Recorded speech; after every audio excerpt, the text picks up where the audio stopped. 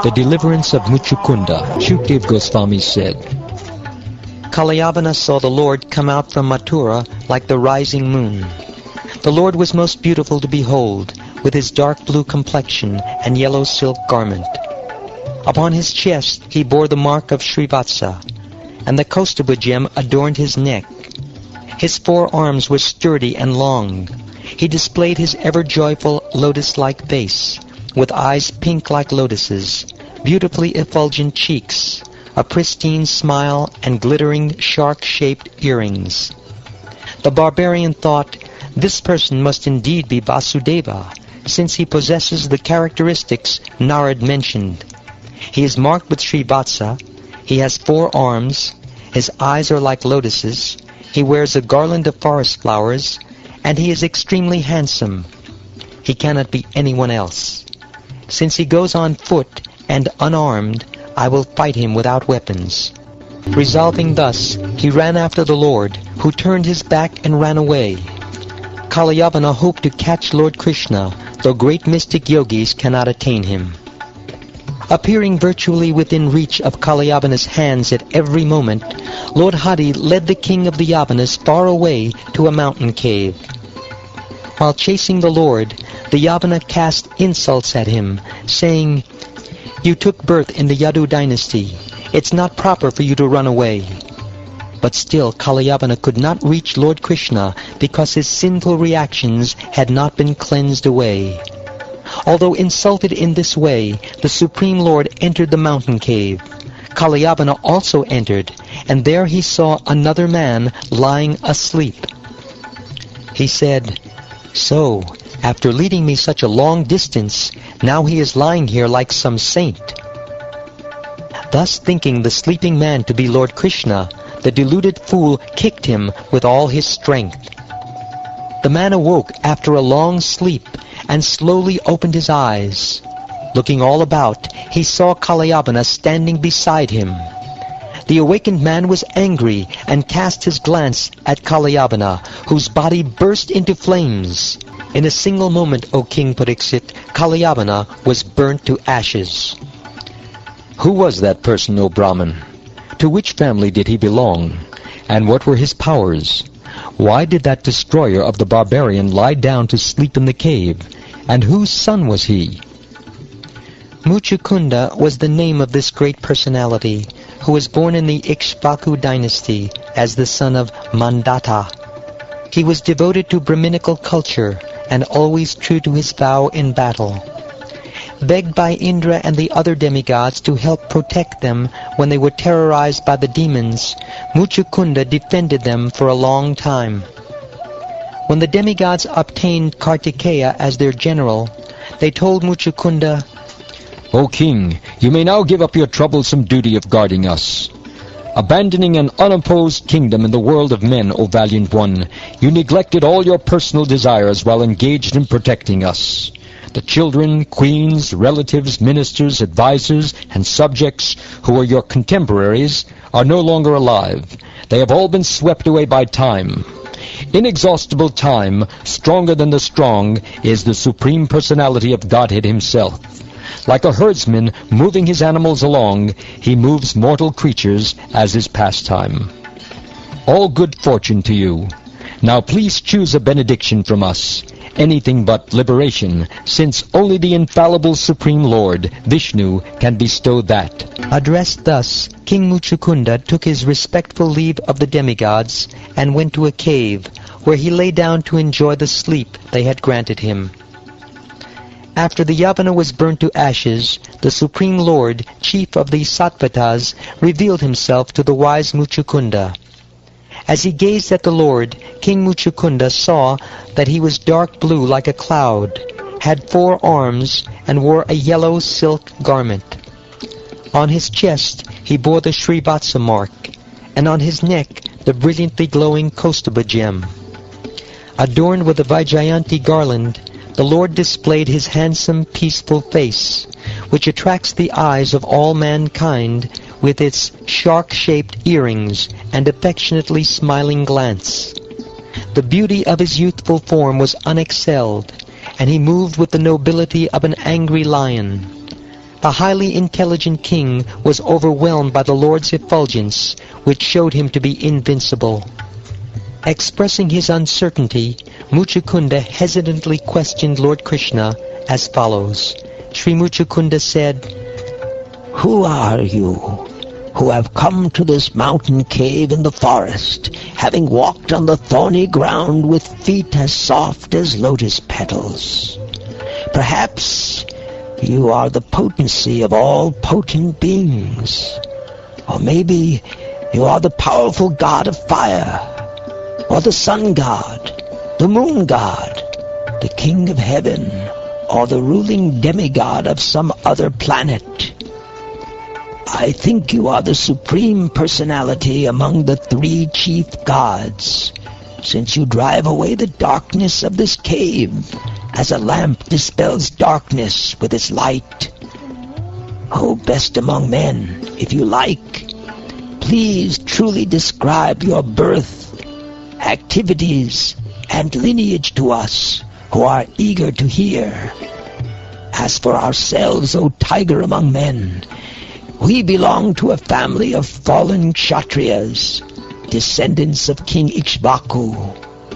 My name is Muchukunda, my lord, and I am the son of Yovanashva. I was fatigued after remaining awake for a long time, and my senses were overwhelmed by sleep. Thus I slept comfortably here in this solitary place until, just now, someone woke me. The man who woke me was burned to ashes by the reaction of his sins. Just then I saw you, possessing a glorious appearance and the power to chastise your enemies. Your unbearably brilliant effulgence overwhelms our strength, and thus we cannot fix our gaze upon you. O exalted one, you are to be honored by all embodied beings." Thus addressed by the king, the Supreme Personality of Godhead, origin of all creation, smiled and then replied to him in a voice as deep as the rumbling of clouds. The Supreme Lord said, My dear friend, I have taken thousands of births, lived thousands of lives, and accepted thousands of names. In fact, my births, activities, and names are limitless, and thus even I cannot count them. After many lifetimes, someone might count the dust particles on the earth, but no one can ever finish counting my qualities, activities, names, and births. O King, the greatest sages enumerate my births and activities, which take place throughout the three phases of time, but never do they reach the end of them. Nonetheless, O friend, I will tell you about my current birth, name, and activities. Kindly hear. Some time ago, Lord Brahma requested me to protect religious principles and destroy the demons who were burdening the earth. Thus I descended in the Yadu dynasty in the home of Anakadundubi. Indeed, because I am the son of Vasudeva, people call me Vasudeva. I have killed Kalanimi, reborn as Kamsa, as well as Pralamba and other enemies of the pious. And now, O king, this barbarian has been burnt to ashes by your piercing glance.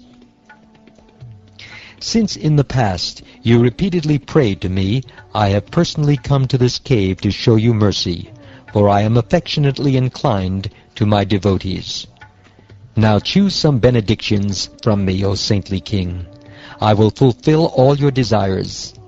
One who has satisfied me need never again lament." Muchukunda bowed down to the Lord when he heard this. Remembering the words of the sage Garga, he joyfully recognized Krishna to be the Supreme Lord, Narayan. The king then addressed him as follows. O Lord, the people of this world, both men and women, are bewildered by your illusory energy. Unaware of their real benefit, they do not worship you, but instead seek happiness by entangling themselves in family affairs, which are actually sources of misery.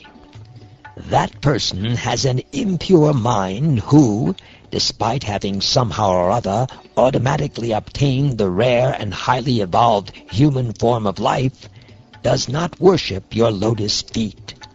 Like an animal that has fallen into a blind well, such a person has fallen into the darkness of a material home. I have wasted all this time, O unconquerable one, becoming more and more intoxicated by my domain and opulence as an earthly king, misidentifying the mortal body as the self, becoming attached to children, wives, treasury, and land. I suffered endless anxiety. With deep arrogance, I took myself to be the body, which is a material object like a pot or a wall. Thinking myself a god among men, I traveled the earth surrounded by my charioteers, elephants, cavalry, foot soldiers, and generals, disregarding you in my deluding pride. A man obsessed with thoughts of what he thinks needs to be done, intensely greedy, and delighting in sense enjoyment, is suddenly confronted by you, who are ever alert. Like a hungry snake licking its fangs before a mouse, you appear before him as death. The body that at first rides high on fierce elephants or chariots adorned with gold and is known by the name King, is later, by your invincible power of time, called feces, worms, or ashes. Having conquered the entire circle of directions, and being thus free of conflict, a man sits on a splendid throne, receiving praise from leaders who were once his equals. But when he enters the women's chambers, where sex pleasure is found, he is led about like a pet animal, O Lord. A king who desires even greater power than he already has strictly performs his duties, carefully practicing austerity and foregoing sense enjoyment. But he whose urges are so rampant, thinking, I am independent and supreme, cannot attain happiness. When the material life of a wandering soul has ceased, O Achyuta, he may attain the association of your devotees, and when he associates with them, there awakens in him devotion unto you, who are the goal of the devotees and the Lord of all causes and their effects. My Lord, I think you have shown me mercy, since my attachment to my kingdom has spontaneously ceased. Such freedom is prayed for by saintly rulers of vast empires, who desire to enter the forest for a life of solitude. O all-powerful one, I desire no boon other than service to your lotus feet, the boon most eagerly sought by those free of material desire. O Hari, what enlightened person who worships you, the giver of liberation, would choose a boon that causes his own bondage? Therefore, O Lord, having put aside all objects of material desire, which are bound to the modes of passion, ignorance, and goodness, I am approaching you, the Supreme Personality of Godhead, for shelter. You are not covered by mundane designations. Rather, you are the Supreme Absolute Truth, full in pure knowledge, and transcendental to the material modes. For so long I have been pained by troubles in this world, and have been burning with lamentation. My 6 enemies are never satiated, and I can find no peace. Therefore, O giver of shelter, O Supreme Soul, please protect me. O Lord, In the midst of danger, I have by good fortune approached your lotus feet, which are the truth, and which thus make one fearless and free of sorrow. O Emperor, great ruler, your mind is pure and potent. Though I enticed you with benedictions, your mind was not overcome by material desires. Understand that I enticed you with benedictions just to prove that you would not be deceived. The intelligence of my unalloyed devotees is never diverted by material blessings. The minds of non-devotees who engage in such practices as pranayam are not fully cleansed of material desires. Thus, O king, material desires are again seen to arise in their minds. Wander this earth at will, with your mind fixed on me. May you always possess such unfailing devotion for me. Because you followed the principles of a kshatriya, you killed living beings while hunting and performing other duties. You must vanquish the sins thus incurred by carefully executing penances while remaining surrendered to me. O king, in your very next life, you will become an excellent Brahmin, the greatest well-wisher of all creatures, and certainly come to me alone. Thus ends the 51st chapter of the 10th canto of the Shrimad Bhagavatam, entitled The Deliverance of Muchukunda. And now chapter 52, Rukmini's Message to Lord Krishna. Shukdev Goswami said, My dear king, thus graced by Lord Krishna, Muchukunda circumambulated him and bowed down to him. Then Muchukunda, the beloved descendant of Ikshvaku, exited through the mouth of the cave. Seeing that the size of all the human beings, animals, trees, and plants was severely reduced, and thus realizing that the age of Kali was at hand, Muchukunda left for the north. The sober king, beyond material association and free of doubt, was convinced of the value of austerity. Absorbing his mind in Lord Krishna, he came to Gandhamadan mountain. There he arrived at Badarik Ashram, the abode of Lord Narayan, where, remaining tolerant of all dualities, he peacefully worshipped the Supreme Lord Hari by performing severe austerities. The Lord returned to Mathura, which was still surrounded by Yavanas. Then he destroyed the army of barbarians and began taking their valuables to Dwarka. As the wealth was being carried by oxen and men under Lord Krishna's direction, Jarasandha appeared at the head of 23 armies. O king, seeing the fierce waves of the enemy's army, the two Madhavas, imitating human behavior, ran swiftly away. Abandoning the abundant riches, fearless but feigning fear, they went many yojanas on their lotus-like feet. When he saw them fleeing, powerful Jarasandha laughed loudly and then pursued them with charioteers and foot soldiers. He could not understand the exalted position of the two lords. Apparently exhausted after fleeing a long distance, the two lords climbed a high mountain named Pravarshana, upon which Lord Indra showers incessant rain. Although he knew they were hiding on the mountain, Jarasandha could find no trace of them. Therefore, O king, he placed firewood on all sides and set the mountain ablaze.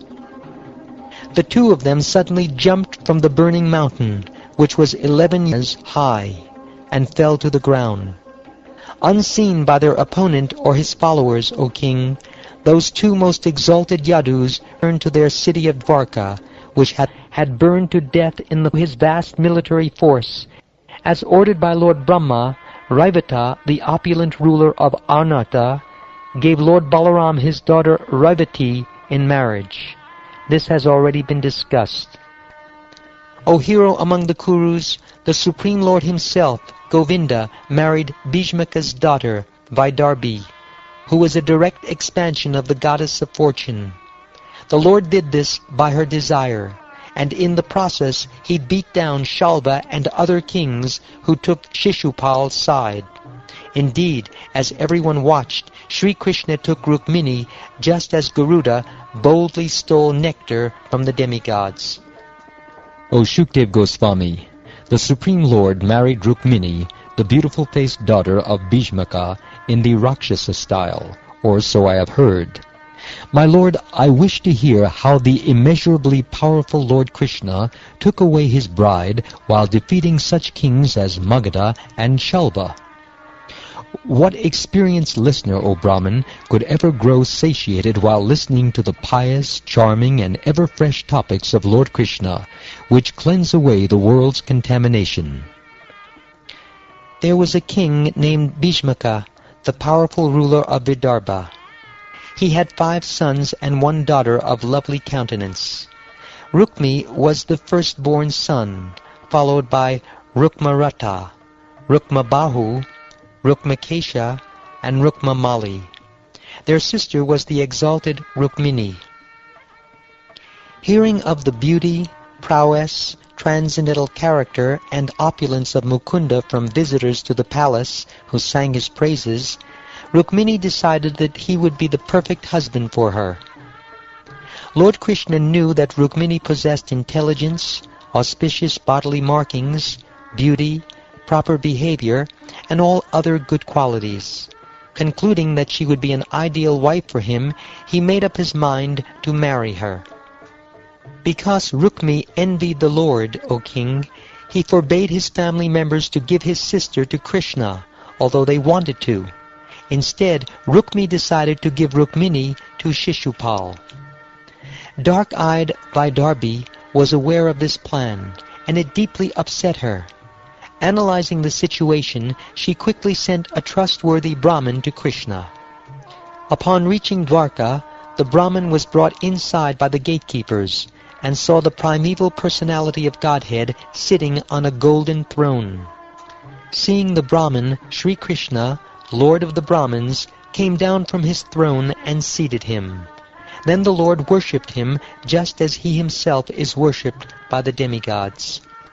After the Brahmin had eaten and rested, Sri Krishna, the goal of saintly devotees, came forward, and while massaging the Brahmin's feet with his own hands, he patiently questioned him as follows. The Supreme Lord said, O best of exalted Brahmins, are your religious practices, sanctioned by senior authorities, proceeding without great difficulty? Is your mind always fully satisfied? When a Brahmin is satisfied with whatever comes his way and does not fall away from his religious duties, those very religious principles become his desire cow, fulfilling all his wishes. An unsatisfied Brahmin wanders restlessly from one planet to another, even if he becomes king of heaven. But a satisfied Brahmin, though he may possess nothing, rests peacefully, all his limbs free of distress. I repeatedly bow my head in respect to those Brahmins who are satisfied with their lot. Saintly, prideless, and peaceful, they are the best well-wishers of all living beings. O Brahmin, is your king attending to your welfare? Indeed, that king in whose country the citizens are happy and protected is very dear to me. Whence have you come, crossing the impassable sea, and for what purpose? Explain all this to us, if it is not a secret, and tell us what we may do for you. Thus questioned by the Supreme Personality of Godhead, who incarnates to perform his pastimes, the Brahmin told him everything. The Brahmin read the words of Rukmini to the Lord, saying, O beauty of the worlds, having heard of your qualities, which enter the ears of those who hear, and remove their bodily distress, and having also heard of your beauty, which fulfills all the visual desires of those who see, I have fixed my shameless mind upon you, O Krishna. O Mukunda, you are equal only to yourself in lineage, character, beauty, knowledge, youthfulness, wealth, and influence. O lion among men, you delight the minds of all mankind. What aristocratic, sober-minded, and marriageable girl of good family would not choose you as her husband when the proper time has come? Therefore, my dear Lord, I have chosen you as my husband, and I surrender myself to you. Please come swiftly, O Almighty One, and make me your wife. My dear lotus-eyed Lord, let Shishupal never touch the hero's portion, like the jackal stealing the property of a lion. If I have sufficiently worshipped the Supreme Personality of Godhead by pious works, sacrifices, charity, rituals, and vows, and also by worshipping the demigods, Brahmins, and Gurus, then may Gadagrisha come and take my hand, and not Dhammaghosha's son or anyone else.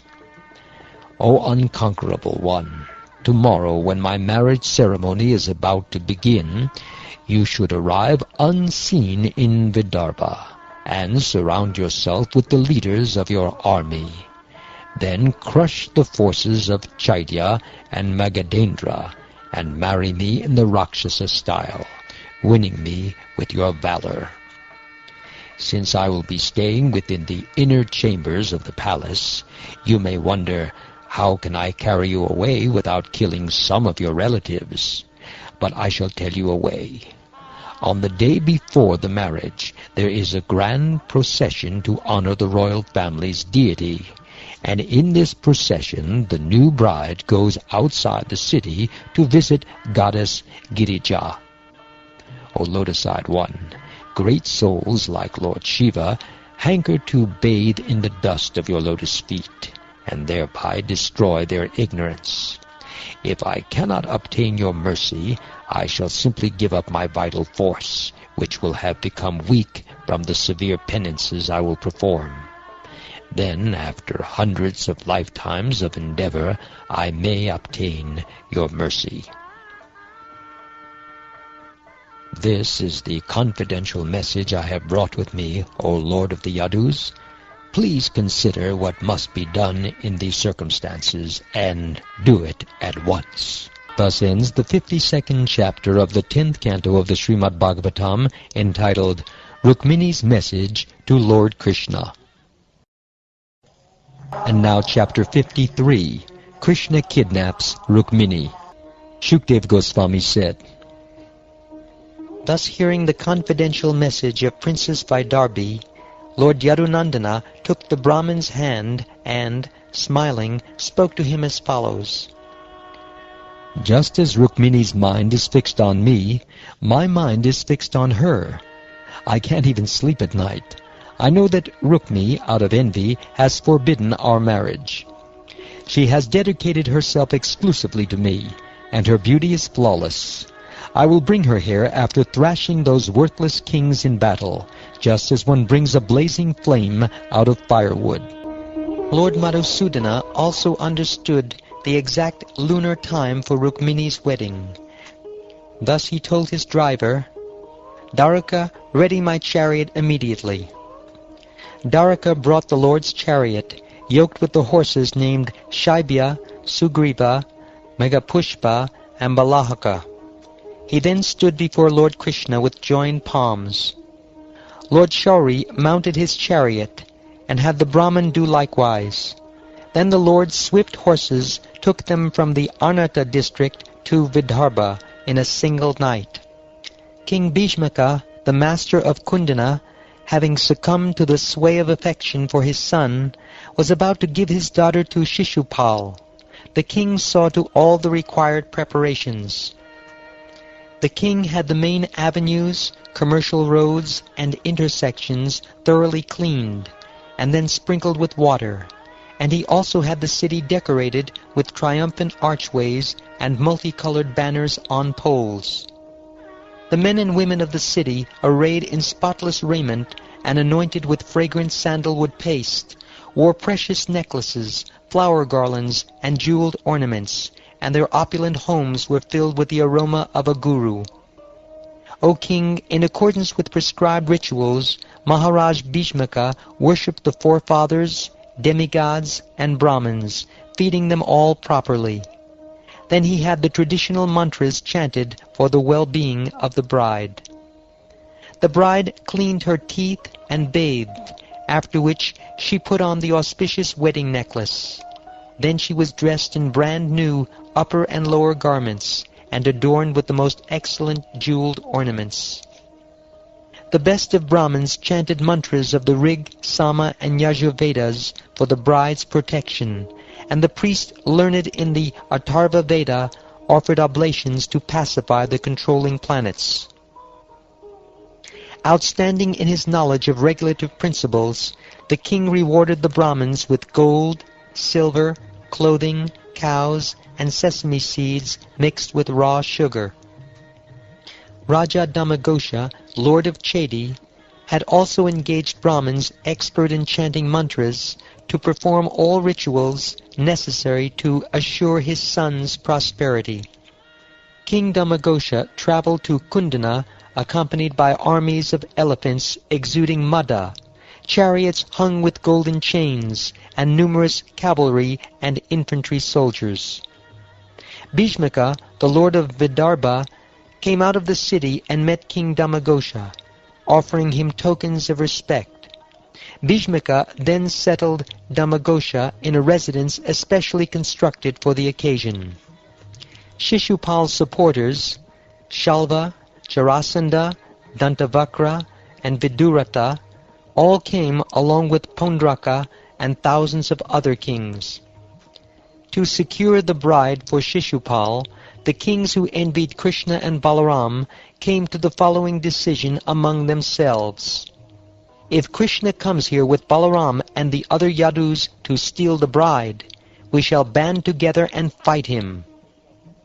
Thus those envious kings went to the wedding with their entire armies and a full complement of military conveyances. When Lord Balaram heard about these preparations of the inimical kings, and how Lord Krishna had set off alone to steal the bride, he feared that a fight would ensue. Immersed in affection for his brother, he hurried to Kundana with a mighty army consisting of infantry and of soldiers riding on elephants, horses, and chariots. The lovely daughter of Bhishmaka anxiously awaited the arrival of Krishna, but when she did not see the Brahmin return, she thought as follows.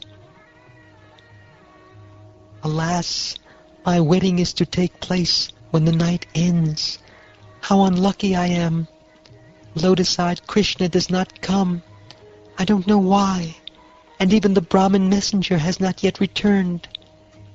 Perhaps the faultless Lord, even while preparing to come here, saw something contemptible in me, and therefore has not come to take my hand.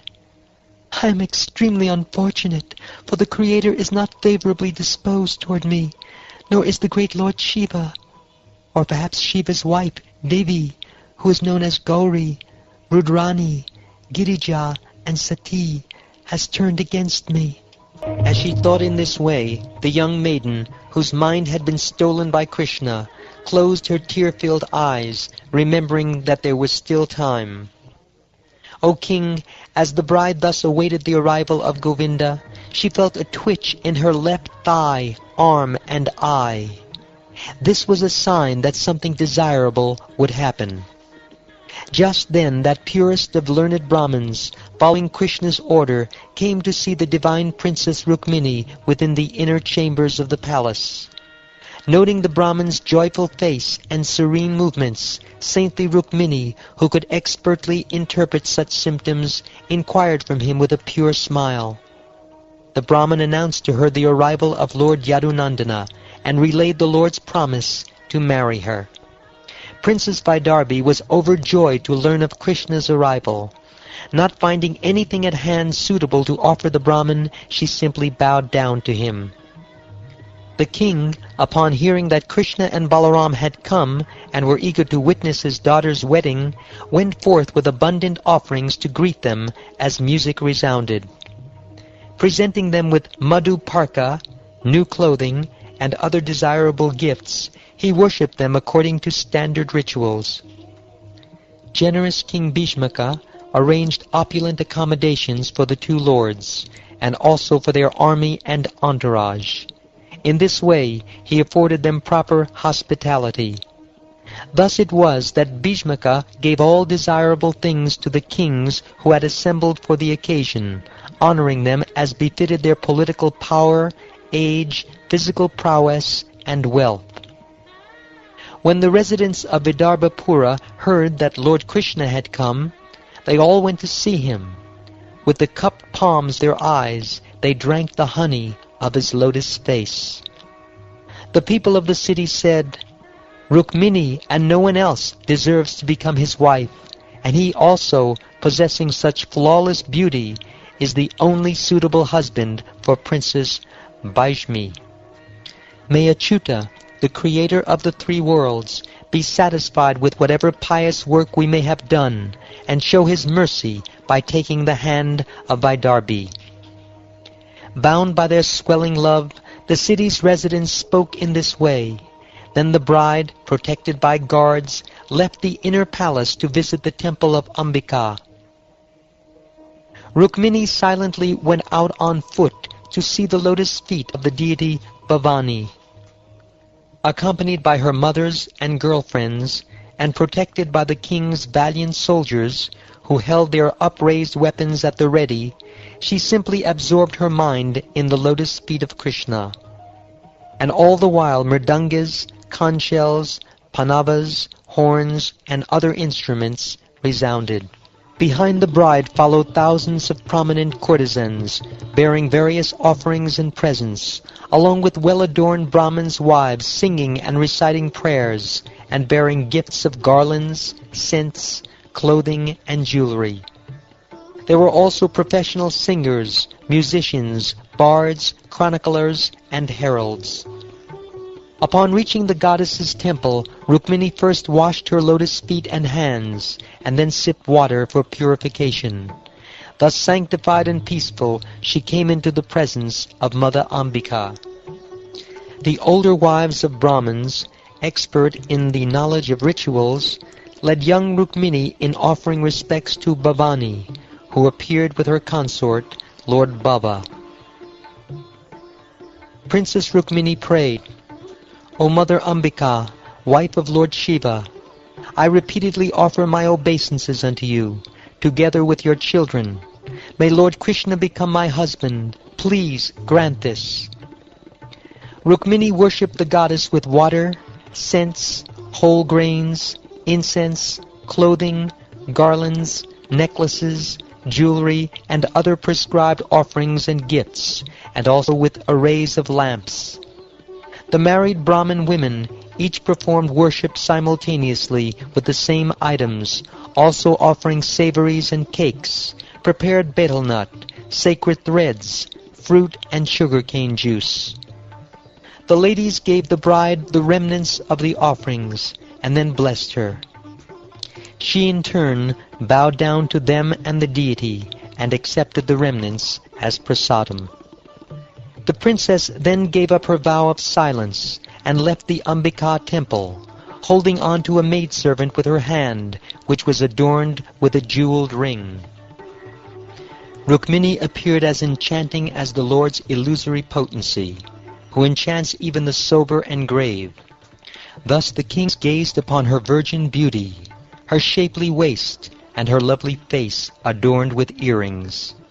Her hips were graced with a jewel-studded belt, her breasts were just budding, and her eyes seemed apprehensive of her encroaching locks of hair. She smiled sweetly, her jasmine bud teeth reflecting the glow of her bimber-red lips. As she walked with the motions of a royal swan, the effulgence of her tinkling ankle bells beautified her feet. Seeing her, the assembled heroes were totally bewildered. Lust tore at their hearts. Indeed, when the kings saw her broad smile and shy glance, they became stupefied, dropped their weapons, and fell unconscious to the ground from their elephants, chariots, and horses. On the pretext of the procession, Rukmini displayed her beauty for Krishna alone. Slowly she advanced the two moving lotus whorls of her feet, awaiting the arrival of the Supreme Lord. With the fingernails of her left hand, she pushed some strands of hair away from her face, and shyly looked from the corners of her eyes at the kings standing before her. At that moment she saw Krishna. Then, while his enemies looked on, the Lord seized the princess, who was eager to mount his chariot. Lifting the princess onto his chariot, whose flag bore the emblem of Garuda, Lord Madhava drove back the circle of kings. With Balaram in the lead, he slowly exited, like a lion removing his prey from the midst of jackals. The kings inimical to the Lord, headed by Jarasandha, could not tolerate this humiliating defeat. They exclaimed, "Oh, damn us! Though we are mighty archers, mere cowards have stolen our honor, just as puny animals might steal the honor of lions." Thus ends the 53rd chapter of the 10th canto of the Shrimad Bhagavatam, entitled Krishna Kidnaps Rukmini. And now chapter 54, the marriage of Krishna and Rukmini. Shukdev Goswami said, Having thus spoken, all those infuriated kings donned their armor and mounted their conveyances. Each king, bow in hand, was surrounded by his own army as he went after Lord Krishna. The commanders of the Yadava army, seeing the enemy racing to attack, turned to face them and stood firm, O king, twanging their bows. Mounted on the backs of horses, the shoulders of elephants, and the seats of chariots, the enemy kings, expert with weapons, rained down arrows upon the Yadus like clouds pouring rain on mountains. Slender-waisted Rukmini, seeing her lord's army covered by torrents of arrows, shyly looked at his face with fear-stricken eyes. In response, the Lord laughed and assured her, "Do not be afraid, beautiful-eyed one. This enemy force is about to be destroyed by your soldiers." The heroes of the Lord's army, headed by Gada and Sankarshan, could not tolerate the aggression of the opposing kings. Thus, with iron arrows, they began to strike down the enemy's horses, elephants, and chariots. The heads of soldiers fighting on chariots, horses, and elephants fell to the ground by the millions. Some heads wore earrings and helmets, others turbans. Lying all around were thighs, legs, and fingerless hands, along with hands clutching swords, clubs, and bows, and also the heads of horses, donkeys, elephants, camels, wild asses, and humans. Seeing their armies being struck down by the Vrishnis, who were eager for victory, the kings, headed by Jarasandha, were discouraged and left the battlefield. The kings approached Shishupal, who was disturbed like a man who has lost his wife. His complexion was drained of color, his enthusiasm was gone, his face appeared dried up. The king spoke to him as follows. Jarasandha said, "Listen, Shishupal, O tiger among men. Give up your depression. After all, embodied beings' happiness and unhappiness is never seen to be permanent, O king. Just as a puppet in the form of a woman dances by the desire of the puppeteer, so this world, controlled by the Supreme Lord, struggles in both happiness and misery. In battle with Krishna, I and my 23 armies lost 17 times. Only once did I defeat him. But still, I never lament or rejoice, because I know this world is driven by time and fate. And now all of us, great commanders of military leaders, have been defeated by the Yadus and their small entourage, who are protected by Krishna. Now our enemies have conquered because time favors them. But in the future, when time is auspicious for us, we shall conquer." Shishupal took his followers and went back to his capital. The surviving warriors also returned to their respective cities. Powerful Rukmi, however, was especially envious of Krishna. He could not bear the fact that Krishna had carried off his sister to marry her in the Rakshasa style. Thus he pursued the Lord with an entire military division. Frustrated and enraged, mighty-armed Rukmi, dressed in armor and wielding his bow, had sworn before all the kings, I shall not again enter Kundina if I do not kill Krishna in battle and bring Rukmini back with me. I swear this to you." Having said this, he had mounted his chariot and told his charioteer, "Drive the horses quickly to where Krishna is. He and I must fight." This wicked-minded cowherd boy, infatuated with his prowess, has violently abducted my sister, but today I will remove his pride with my sharp arrows. Boasting thus, foolish Rukmi, ignorant of the true extent of the Supreme Lord's power, approached Lord Govinda in his lone chariot and challenged him. "Just stand and fight." Rukmi drew his bow with great strength and struck Lord Krishna with 3 arrows. Then he said, "Stand here for a moment, O defiler of the Yadu dynasty! Wherever you go, carrying off my sister like a crow stealing sacrificial butter, I will follow. This very day I shall relieve you of your false pride, you fool, you deceiver, you cheater in battle. Release the girl before you are struck dead by my arrows and made to lie down." In response to this, Lord Krishna smiled, and with 6 arrows he struck Rukmi and broke his bow. The Lord struck Rukmi's 4 horses with 8 arrows, his chariot driver with 2, and the chariot's flag with 3. Rukmi grabbed another bow and struck Lord Krishna with 5 arrows. Although hit by these many arrows, Lord Achyuta again broke Rukmi's bow. Rukmi picked up yet another bow, but the infallible Lord broke that one to pieces as well. Iron bludgeon, 3-pointed spear, sword and shield, pike, javelin, whatever weapon Rukmi picked up, Lord Hari smashed it to bits.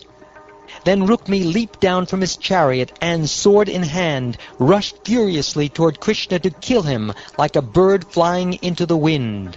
As Rukmi attacked him, the Lord shot arrows that broke Rukmi's sword and shield into small pieces. Krishna then took up his own sharp sword and prepared to kill Rukmi. Seeing Lord Krishna ready to kill her brother, saintly Rukmini was filled with alarm. She fell at her husband's feet and piteously spoke as follows. "O controller of all mystic power, immeasurable one, Lord of lords, master of the universe, O all-auspicious and mighty-armed one, please do not kill my brother." Rukmini's utter fear caused her limbs to tremble and her mouth to dry up, while her throat choked up out of sorrow. And in her agitation, her golden necklace scattered. She grasped Krishna's feet, and the Lord, feeling compassionate, desisted. Lord Krishna tied up the evildoer with a strip of cloth. He then proceeded to disfigure Rukmi by comically shaving him, leaving parts of his mustache and hair. By that time, the Yadu heroes had crushed the extraordinary army of their opponents, just as elephants crush a lotus flower. As the Yadus approached Lord Krishna, they saw Rukmi in this sorry condition, practically dying of shame. When the all-powerful Lord Balaram saw Rukmi, he compassionately released him and spoke the following to Lord Krishna. "My dear Krishna, you have acted improperly. This deed will bring shame on us, for to disfigure a close relative by shaving off his mustache and hair is as good as killing him. Saintly lady, Rukmini, please do not be displeased with us out of anxiety for your brother's disfigurement.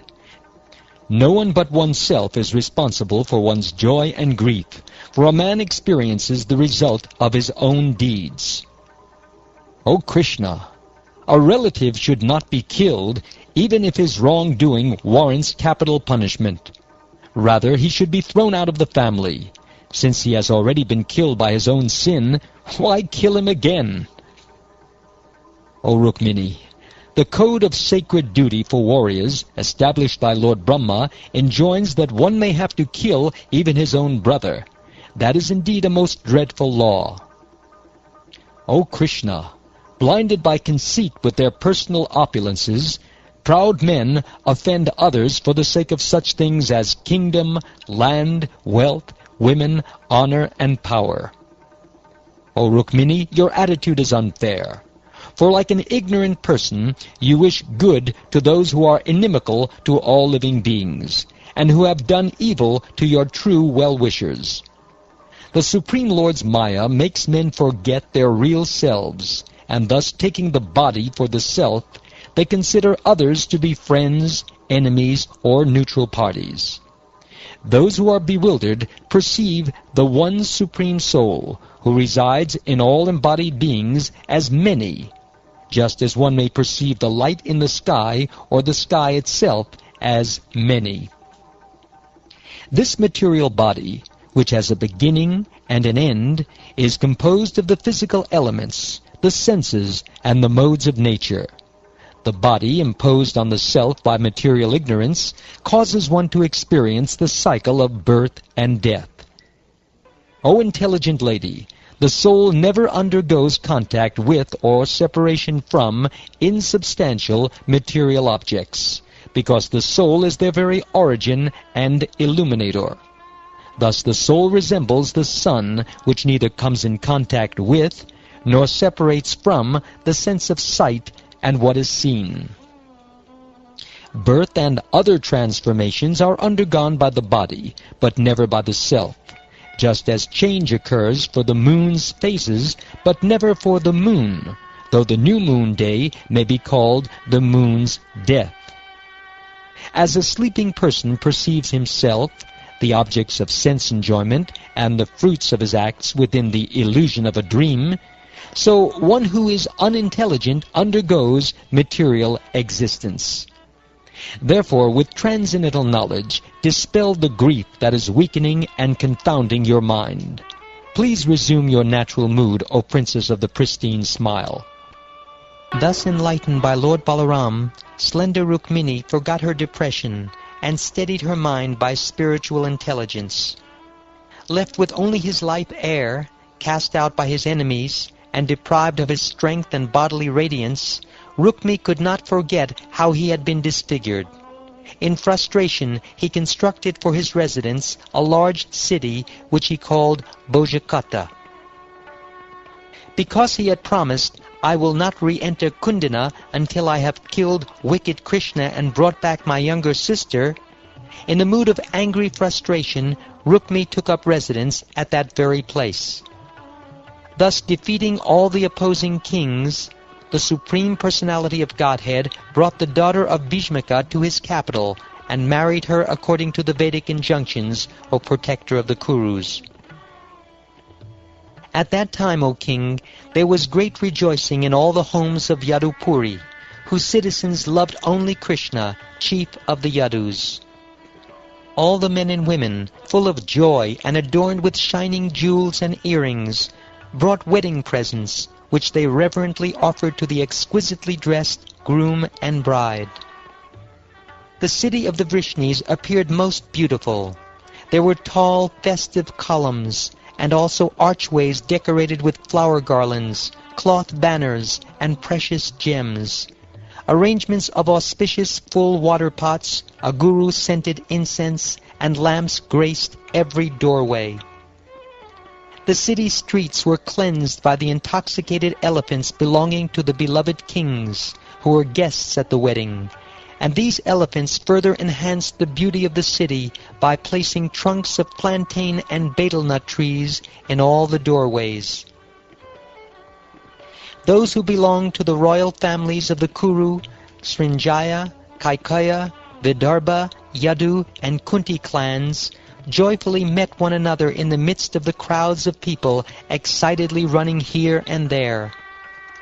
The kings and their daughters were totally astonished to hear the story of Rukmini's abduction, which was being glorified in song everywhere. Dwarka's citizens were overjoyed to see Krishna, the Lord of all opulence, united with Rukmini, the goddess of fortune. Thus ends the 54th chapter of the 10th canto of the Shrimad Bhagavatam, entitled The Marriage of Krishna and Rukmini. And now chapter 55, The History of Pradyumna.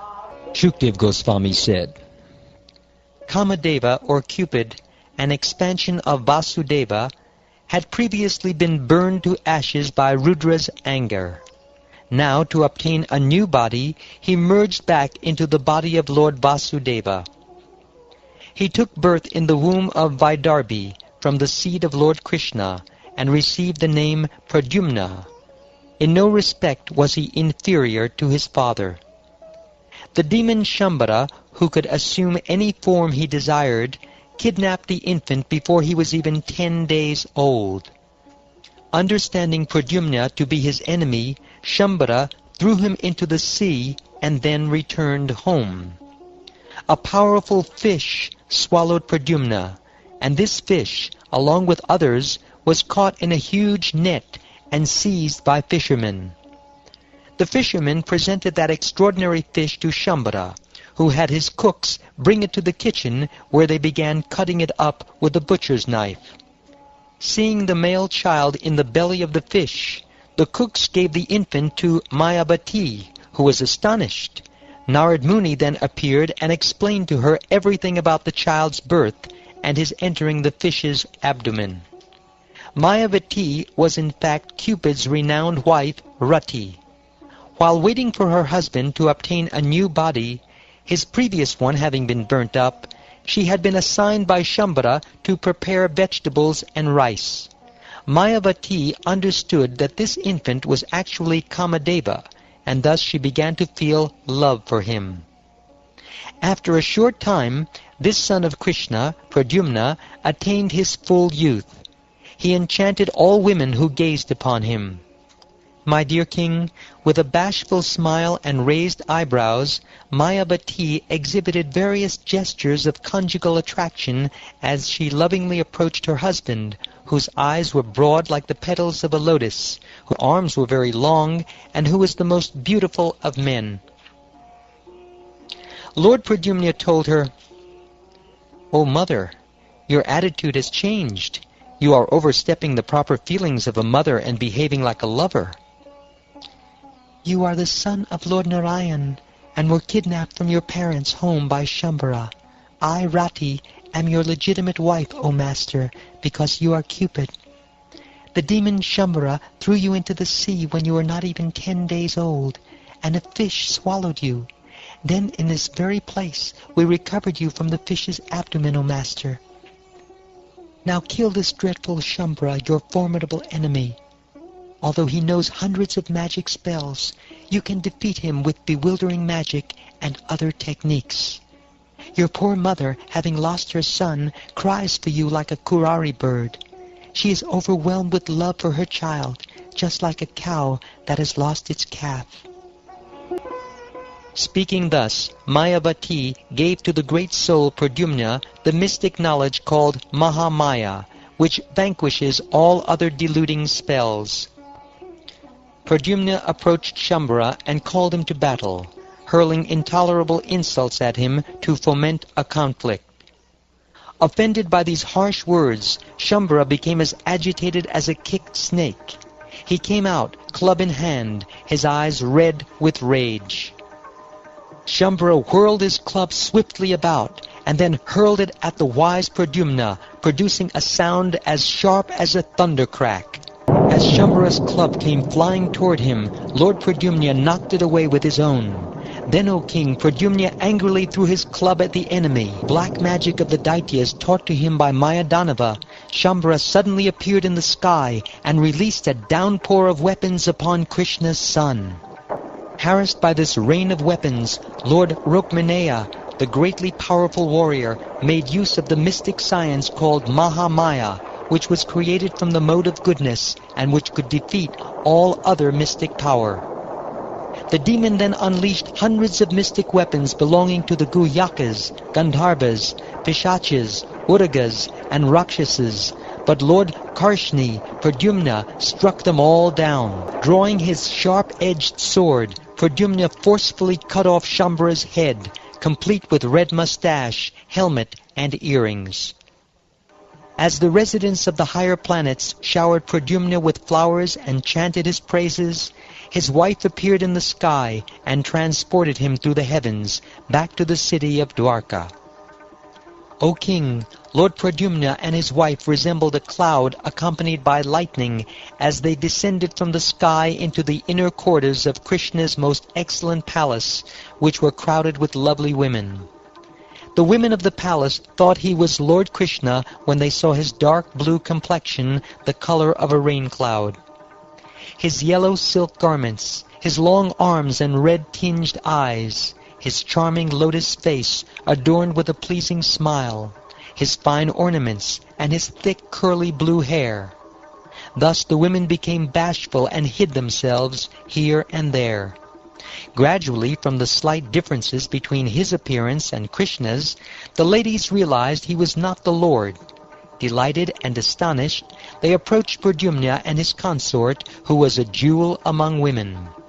Seeing Pradyumna, sweet-voiced, dark-eyed Rukmini remembered her lost son, and her breasts became moist out of affection. She said, "Who is this lotus-eyed jewel among men? What man's son is he?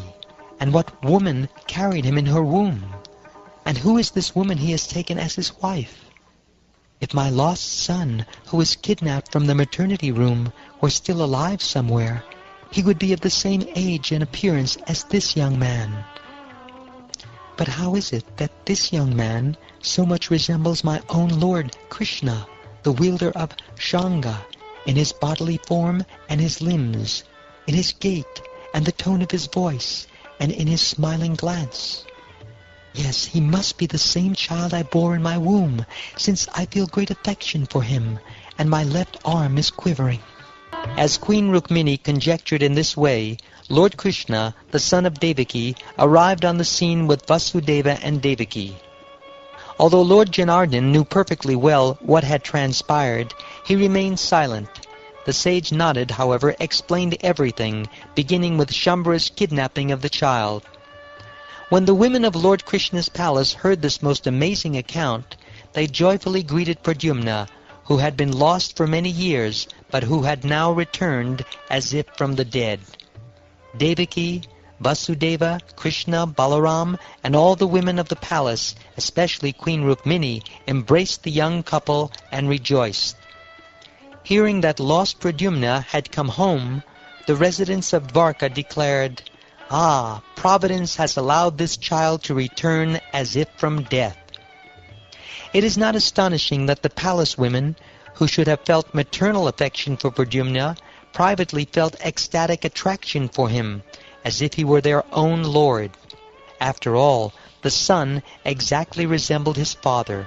Indeed, Pradyumna was a perfect reflection of the beauty of Lord Krishna, the shelter of the goddess of fortune, and appeared before their eyes as Cupid himself. Since even those on the level of his mother felt conjugal attraction for him, then what to speak of how other women felt when they saw him. Thus ends the 55th chapter of the 10th canto of the Shrimad Bhagavatam, entitled The History of Pradyumna. And now chapter 56, the Syamantaka Jewel. Shukdev Goswami said, "Having offended Lord Krishna, Satyajit tried as best he could to atone by presenting him with his daughter and the Syamantaka jewel." O Brahman, what did King Satyajit do to offend Lord Krishna? Where did he get the Syamantaka jewel, and why did he give his daughter to the Supreme Lord? Surya, the sun god, felt great affection for his devotee Satyajit. Acting as his greatest friend, the demigod gave him the jewel called Syamantaka, as a token of his satisfaction. Wearing the jewel on his neck, Satyajit entered Dwarka. He shone as brightly as the sun itself, O king, and thus he went unrecognized because of the jewel's effulgence. As the people looked at Satyajit from a distance, his brilliance blinded them. They presumed he was the sun god, Surya, and went to tell Lord Krishna, who was at that time playing at dice. The residents of Dwarka said, "Obeisances unto you, O Narayan, O holder of the conch and disc and club, O lotus-eyed Damodar, O Govinda, O cherished descendant of Yadu. Lord Savita has come to see you, O Lord of the universe. He is blinding everyone's eyes with his intensely effulgent rays. The most exalted demigods in the three worlds are certainly anxious to seek you out, O Lord, now that you have hidden yourself among the Yadu dynasty. Thus the unborn sun god has come to see you here." Hearing these innocent words, the lotus-eyed Lord smiled broadly and said, "This is not the sun god, Ravi, but rather Satyajit, who is glowing because of his jewel." King Satyajit entered his opulent home, festively executing auspicious rituals. He had qualified Brahmins install the Syamantaka jewel in the house's temple room. Each day the gem would produce 8 badas of gold, or 170 pounds of it, my dear Prabhu, and the place in which it was kept and properly worshipped would be free of calamities such as famine or untimely death, and also of evils like snake bites, mental and physical disorders, and the presence of deceitful persons. On one occasion, Lord Krishna requested Satyajit to give the jewel to the Yadu king Ugrasena, but Satyajit was so greedy that he refused. He gave no thought to the seriousness of the offense he committed by denying the Lord's request.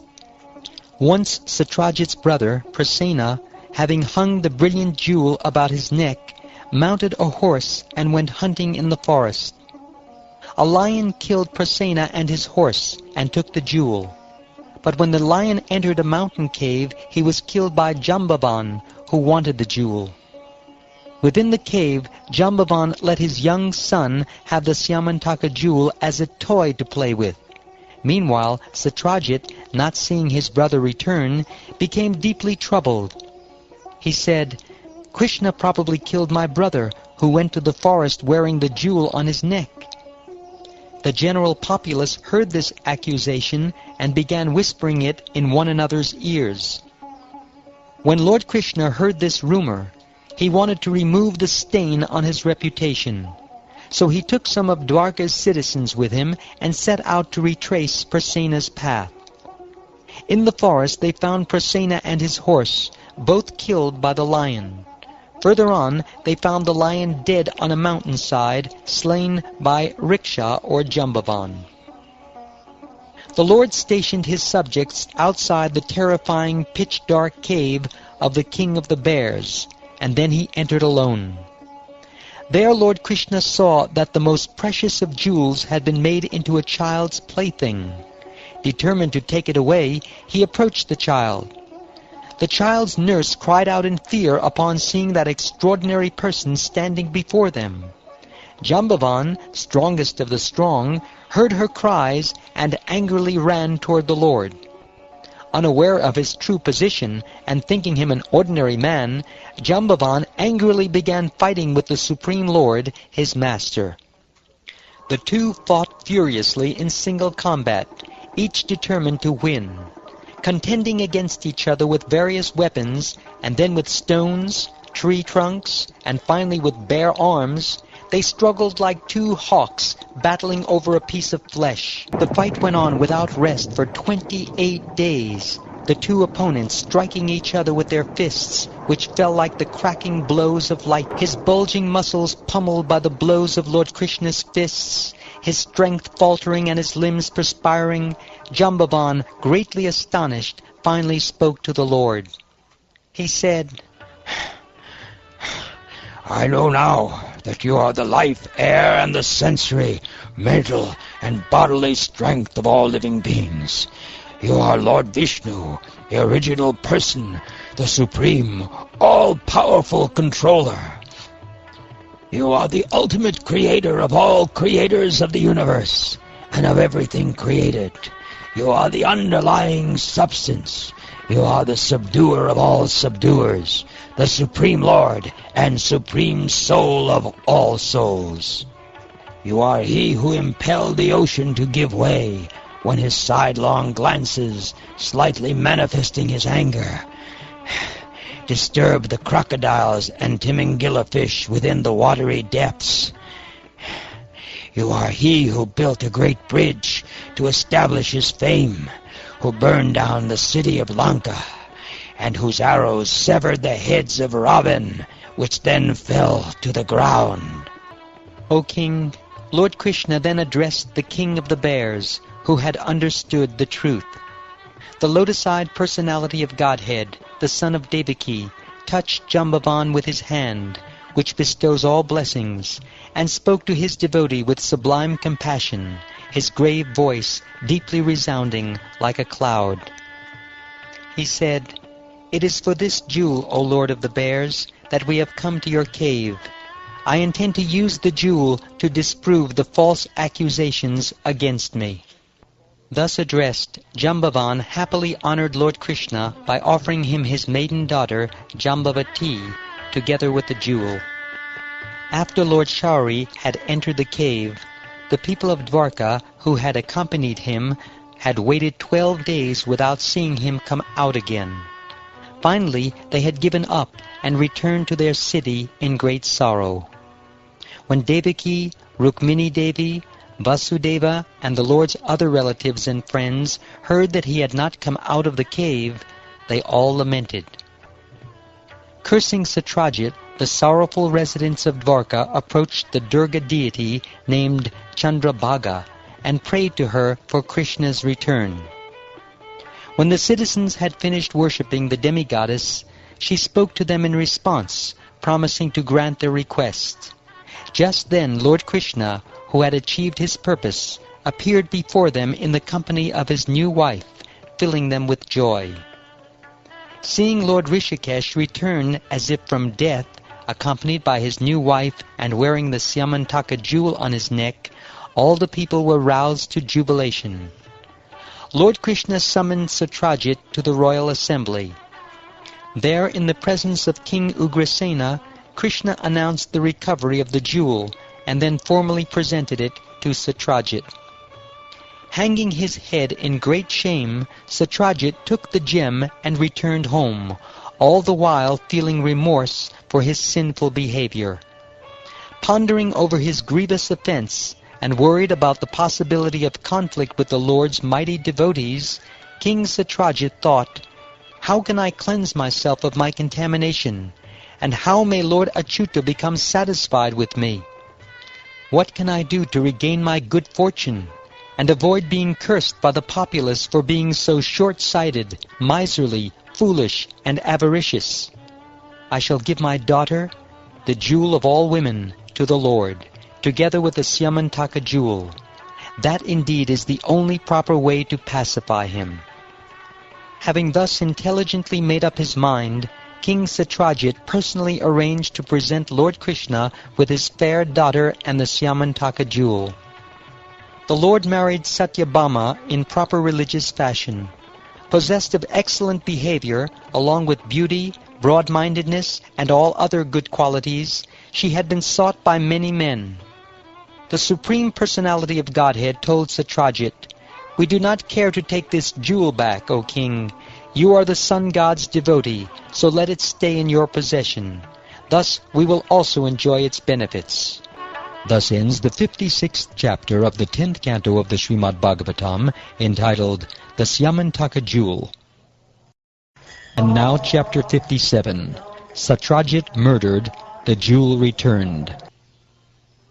Sri Badarayani said, Although Lord Govinda was fully aware of what had actually occurred, when he heard reports that the Pandavas and Queen Kunti had burned to death, he went with Lord Balaram to the kingdom of the Kurus to fulfill the family obligations expected of him. The two lords met with Bhishma, Kripa, Vidura, Gandhari, and Drona. Showing sorrow equal to theirs, they cried out, "Alas, how painful this is!" Taking advantage of this opportunity, O king, Akrura and Kritavarma went to Shadadanva and said, "Why not take the Syamantaka jewel? Satyajit promised his jewel-like daughter to us, but then gave her to Krishna instead, contemptuously neglecting us. So why should Satyajit not follow his brother's path?" His mind thus influenced by their advice, wicked Shadadanva murdered Satyajit in his sleep, simply out of greed. In this way the sinful Shadadanva shortened his own lifespan. As the women of Satyajit's palace screamed and helplessly wept, Shadadanva took the jewel and left, like a butcher after he has killed some animals. When Satyabhama saw her dead father, she was plunged into grief. Lamenting, my father, oh, I am killed," she fell unconscious. Queen Satyabhama put her father's corpse in a large vat of oil and went to Hastinapur, where she sorrowfully told Lord Krishna, who was already aware of the situation, about her father's murder. When Lord Krishna and Lord Balaram heard this news, O king, they exclaimed, "Alas, this is the greatest tragedy for us." Thus, imitating the ways of human society, they lamented, their eyes brimming with tears. The Supreme Lord returned to his capital with his wife and elder brother. After arriving in Dwarka, he readied himself to kill Shatadanva and retrieve the jewel from him. Upon learning that Lord Krishna was preparing to kill him, Shatadanva was struck with fear. To save his life, he approached Kritavarma and begged him for help, but Kritavarma said, "I dare not offend the Supreme Lords, Krishna and Balaram. Indeed, how can one who troubles them expect any good fortune? Kamsa and all his followers lost both their wealth and their lives because of enmity toward them. And after battling them 17 times, Jarasandha was left without even a chariot." His appeal refused, Shatadanva went to Akrura and begged him for protection. But Akrura similarly told him, Who would oppose the two personalities of Godhead if he knew their strength? It is the Supreme Lord who creates, maintains, and destroys this universe simply as his pastime. The cosmic creators cannot even understand his purpose, bewildered as they are by his illusory Maya. As a child of 7, Krishna uprooted an entire mountain and held it aloft as easily as a young boy picks up a mushroom. I offer my obeisances to that Supreme Personality of Godhead, Krishna, whose every deed is amazing. He is the Supreme Soul, the unlimited source and fixed center of all existence. His appeal thus rejected by Akrura also, Shatadanva placed the precious jewel in Akrura's care and fled on a horse that could travel 100 yojanas, or 800 miles. My dear king, Krishna and Balaram mounted Krishna's chariot, which flew the flag of Garuda and was yoked with tremendously swift horses, and pursued their elder's murderer. In a garden on the outskirts of Mithila, the horse Shatadanva was riding collapsed. Terrified, he abandoned the horse and began to flee on foot, with Krishna in angry pursuit. As Shatadanva fled on foot, the Supreme Lord, also going on foot, cut off his head with his sharp-edged disc. The Lord then searched Shatadanva's upper and lower garments for the Syamantaka jewel. Not finding the jewel, Lord Krishna went to his elder brother and said, "We have killed Shatadanva uselessly. The jewel isn't here." To this Lord Balaram replied, "Indeed, Shatadanva must have placed the jewel in the care of someone. You should return to our city and find that person. I wish to visit King Videha, who is most dear to me." O king, having said this, Lord Balaram, the beloved descendant of Yadu, entered the city of Mithila. The king of Mithila immediately rose from his seat when he saw Lord Balaram approaching. With great love, the king honored the supremely worshipable Lord by offering him elaborate worship as stipulated by scriptural injunctions. The Almighty Lord Balaram stayed in Mithila for several years, honored by his affectionate devotee Janaka Maharaj. During that time, Dhritarashtra's son Duryodhana learned from Balaram the art of fighting with a club. Lord Keshava arrived in Dwarka and described the demise of Shatadanva and his own failure to find the Syamantaka jewel. He spoke in a way that would please his beloved Satyabhama. Lord Krishna then had the various funeral rites performed for his deceased relative Satyajit.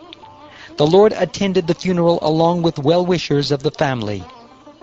When Akrura and Kritavarma, who had originally incited Shatadanva to commit his crime, heard that he had been killed, they fled Dwarka in terror and took up residence elsewhere. In Akrura's absence, ill omens arose in Dwarka, and the citizens began to suffer continually from physical and mental distresses, as well as from disturbances caused by higher powers and by creatures of the earth. Some men proposed that the troubles were due to Akrura's absence, but they had forgotten the glories of the Supreme Lord, which they themselves had so often described. Indeed, how can calamities occur in a place where the personality of Godhead, the residence of all the sages, resides? The elders said, "Previously, when Lord Indra had withheld rain from Kashi or Benares, the king of that city gave his daughter Gandhini to Shvapalka, who was then visiting him, and it soon rained in the kingdom of Kashi. Wherever his equally powerful son Akrura stays, Lord Indra will provide sufficient rain. Indeed, that place will be free of miseries and untimely deaths." Hearing these words from the elders, Lord Janardhan, though aware that the absence of Akrura was not the only cause of the evil omens, had him summoned back to Dwarka and spoke to him. Lord Krishna honored Akrura, greeted him confidentially, and spoke pleasant words with him. Then the Lord, who was fully aware of Akrura's heart by virtue of his being the knower of everything, smiled and addressed him. O Master of Charity, surely the opulent Syamantaka jewel was left in your care by Shadadanda and is still with you. Indeed, we have known this all along. Since Satyajit had no sons, his daughter's sons should receive his inheritance.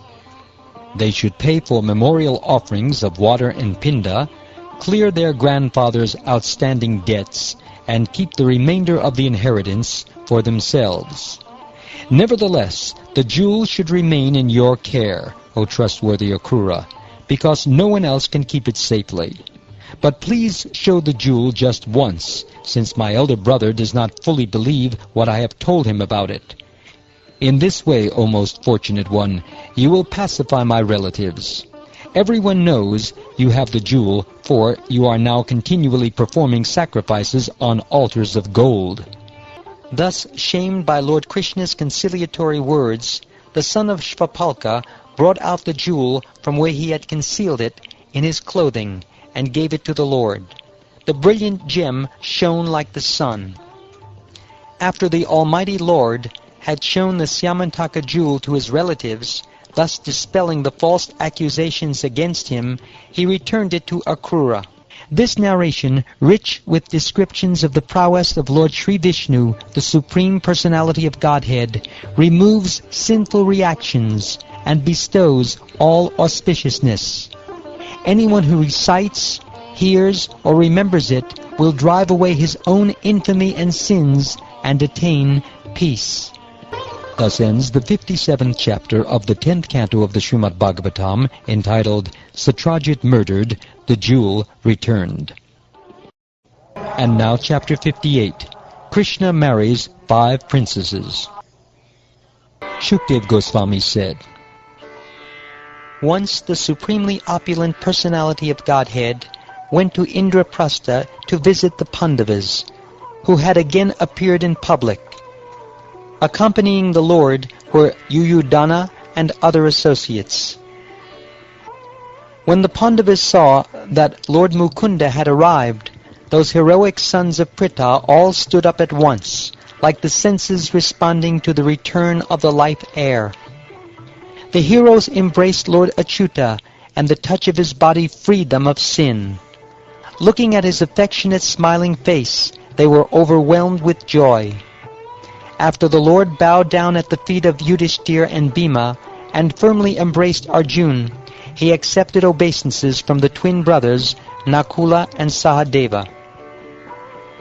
Faultless Draupadi, the Pandava's newly married wife, slowly and somewhat timidly approached Lord Krishna, who sat on an exalted seat, and offered him her obeisances.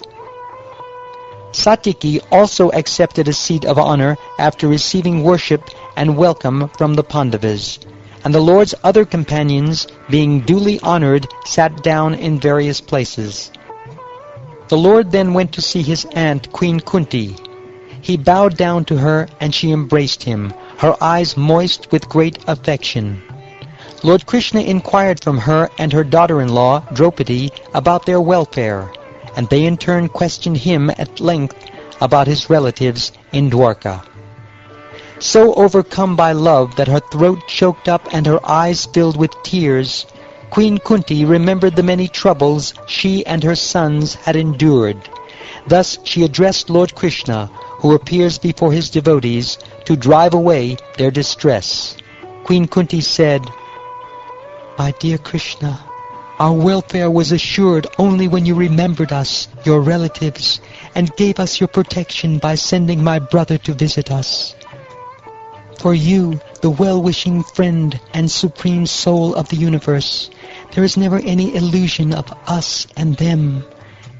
Yet even so, residing within the hearts of all, you eradicate the sufferings of those who remember you constantly."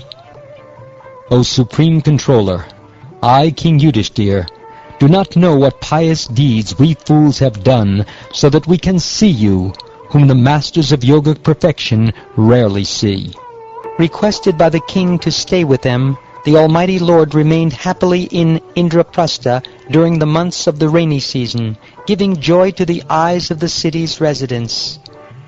Once Arjun, the slayer of powerful enemies, donned his armor, mounted his chariot flying the flag of Hanuman, took up his bow and his 2 inexhaustible quivers, and went to sport with Lord Krishna in a large forest filled with fierce animals.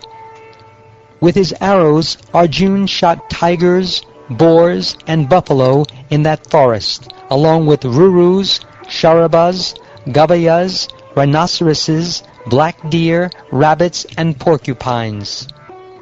A crew of servants carried to King Yudhishthir the slain animals fit to be offered in sacrifice on some special occasion. Then, feeling thirsty and tired, Arjun went to the bank of the Yamuna. After Krishna and Arjun bathed there, they drank the river's clear water. The great warriors then saw an attractive young girl walking nearby. Sent by his friend, Arjun approached the exceptional young woman, who possessed beautiful hips, fine teeth, and a lovely face, and inquired from her as follows. Arjun said, Who are you, O fine-waisted lady?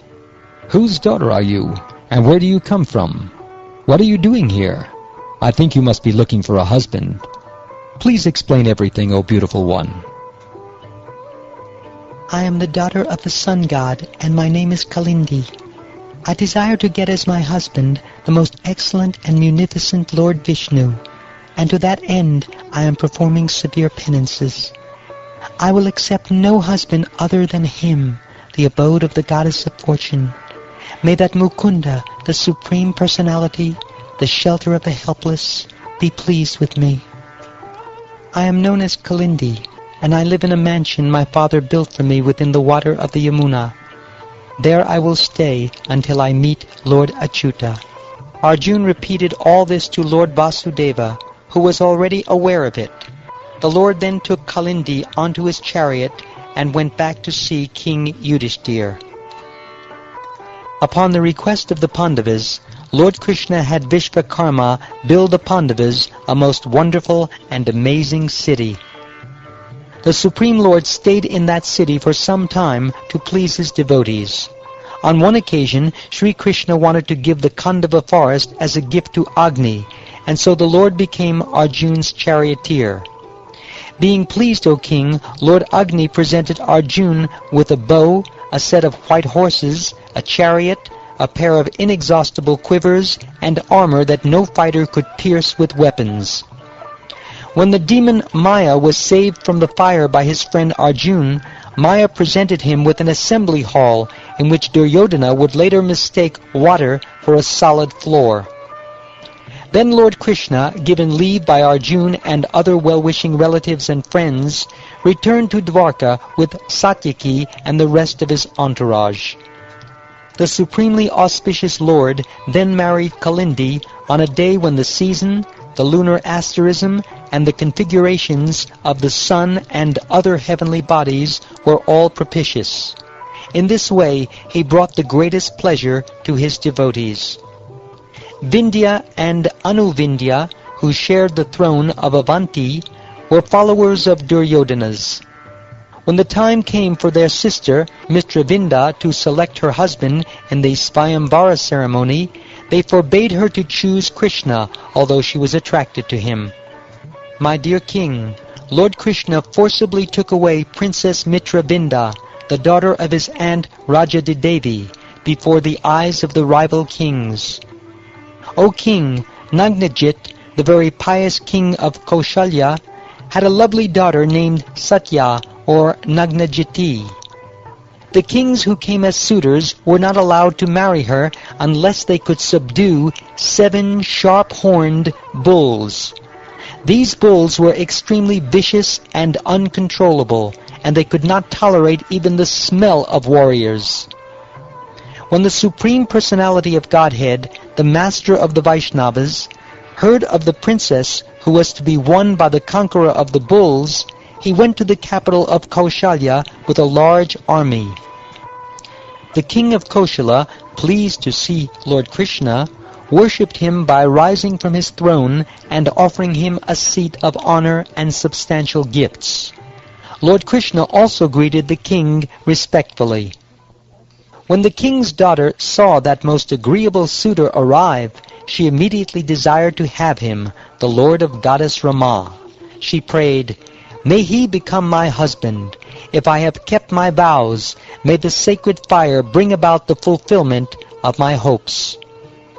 Goddess Lakshmi, Lord Brahma, Lord Shiva, and the rulers of the various planets place the dust of his lotus feet on their heads, and to protect the codes of religion which he has created, he assumes pastime incarnations at various times. How may that Supreme Personality of Godhead become pleased with me? King Nagnajit first worshipped the Lord properly, and then addressed him, O Narayan, Lord of the universe, you are full in your own spiritual pleasure. Therefore, what can this insignificant person do for you? O beloved descendant of Kuru, the Supreme Lord was pleased, and after accepting a comfortable seat, he smiled and addressed the king in a voice as deep as the rumbling of a cloud. He said, O ruler of men, learned authorities condemn begging for a person in the royal order who is executing his religious duties. Even so, desiring your friendship, I ask you for your daughter, though we offer no gifts in exchange. My lord, who could be a better husband for my daughter than you, the exclusive abode of all transcendental qualities?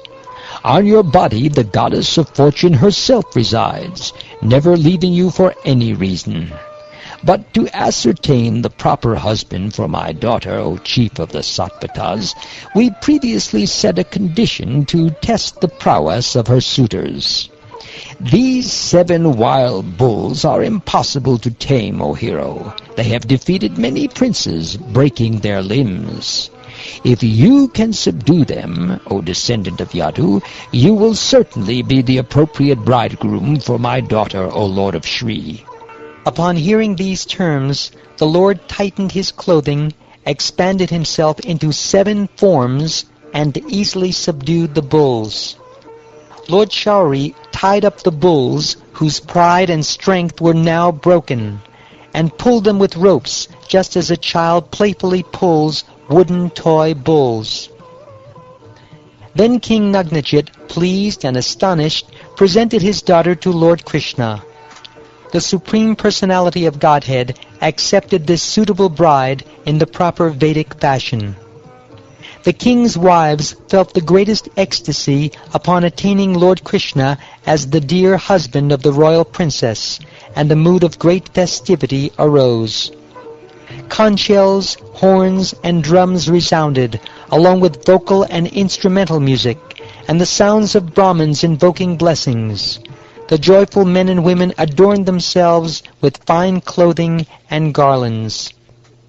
Powerful King Nagnajit gave 10,000 cows, 3,000 young maidservants wearing golden ornaments on their necks and bedecked in fine clothing, 9,000 elephants, 100 times as many chariots as elephants, 100 times as many horses as chariots, and 100 times as many manservants as horses. The king of Koshala, his heart melting with affection, had the bride and groom seated on their chariot, and then he sent them on their way, surrounded by a great army. When the intolerant kings, who had been rival suitors, heard what had happened, they tried to stop Lord Krishna on the road as he took his bride home. But just as the bulls had broken the king's strength before, the Yadu warriors broke it now. Arjun, wielder of the Gandhava bow, was always eager to please his friend Krishna, and thus he drove back those opponents who were shooting torrents of arrows at the Lord. He did this just as a lion drives away insignificant animals. Lord Devaki Sutta, the chief of the Yadus, then took his dowry and Satya to Dwarka, and continued to live there happily. Bhadra was a princess of the Kaikeya kingdom, and the daughter of Lord Krishna's paternal aunt, Shrutakirti. The Lord married Bhadra when her brothers, headed by Santadana, offered her to him. Then the Lord married Lakshmana, the daughter of the king of Madra. Krishna appeared alone at her Svayambara ceremony and took her away, just as Garuda once stole the demigod's nectar. Lord Krishna also acquired thousands of other wives equal to these when he killed Bhaumasura and freed the beautiful maidens the demon was holding captive. Thus ends the 58th chapter of the 10th canto of the Shrimad Bhagavatam, entitled Krishna Marries 5 Princesses. And now chapter 59, the killing of the demon Naraka. King Pariksit said, How was Bhaumasura, who kidnapped so many women, killed by the Supreme Lord? Please narrate this adventure of Lord Sharngadanvas. After Bhoma had stolen the earrings belonging to Indra's mother, along with Varuna's umbrella and the demigod's playground at the peak of Mandara mountain, Indra went to Lord Krishna and informed him of these misdeeds. The Lord, taking his wife Satyabhama with him, then rode on Garuda to Pragjotishapur, which was surrounded on all sides by fortifications consisting of hills, unmanned weapons, water, fire and wind, and by obstructions of Mura Pasha, or dangerous wire. With his club the Lord broke through the rock fortifications. With his arrows the weapon fortifications. With his disc the fire, water, and wind fortifications. And with his sword the Mura Pasha cables. With the sound of his conch shell, Lord Gadadhara then shattered the magic seals of the fortress, along with the hearts of its brave defenders, and with his heavy club he demolished the surrounding earthen ramparts. The 5-headed demon Mura, who slept at the bottom of the city's moat, awoke and rose up out of the water when he heard the vibration of Lord Krishna's Panchajanya conch shell, a sound as terrifying as the thunder at the end of the cosmic age.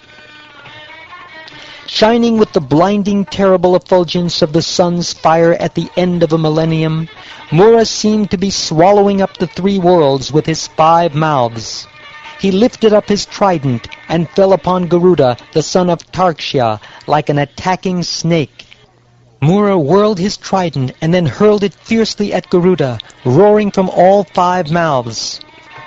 The sound filled the earth and sky, all directions, and the limits of outer space, until it reverberated against the very shell of the universe.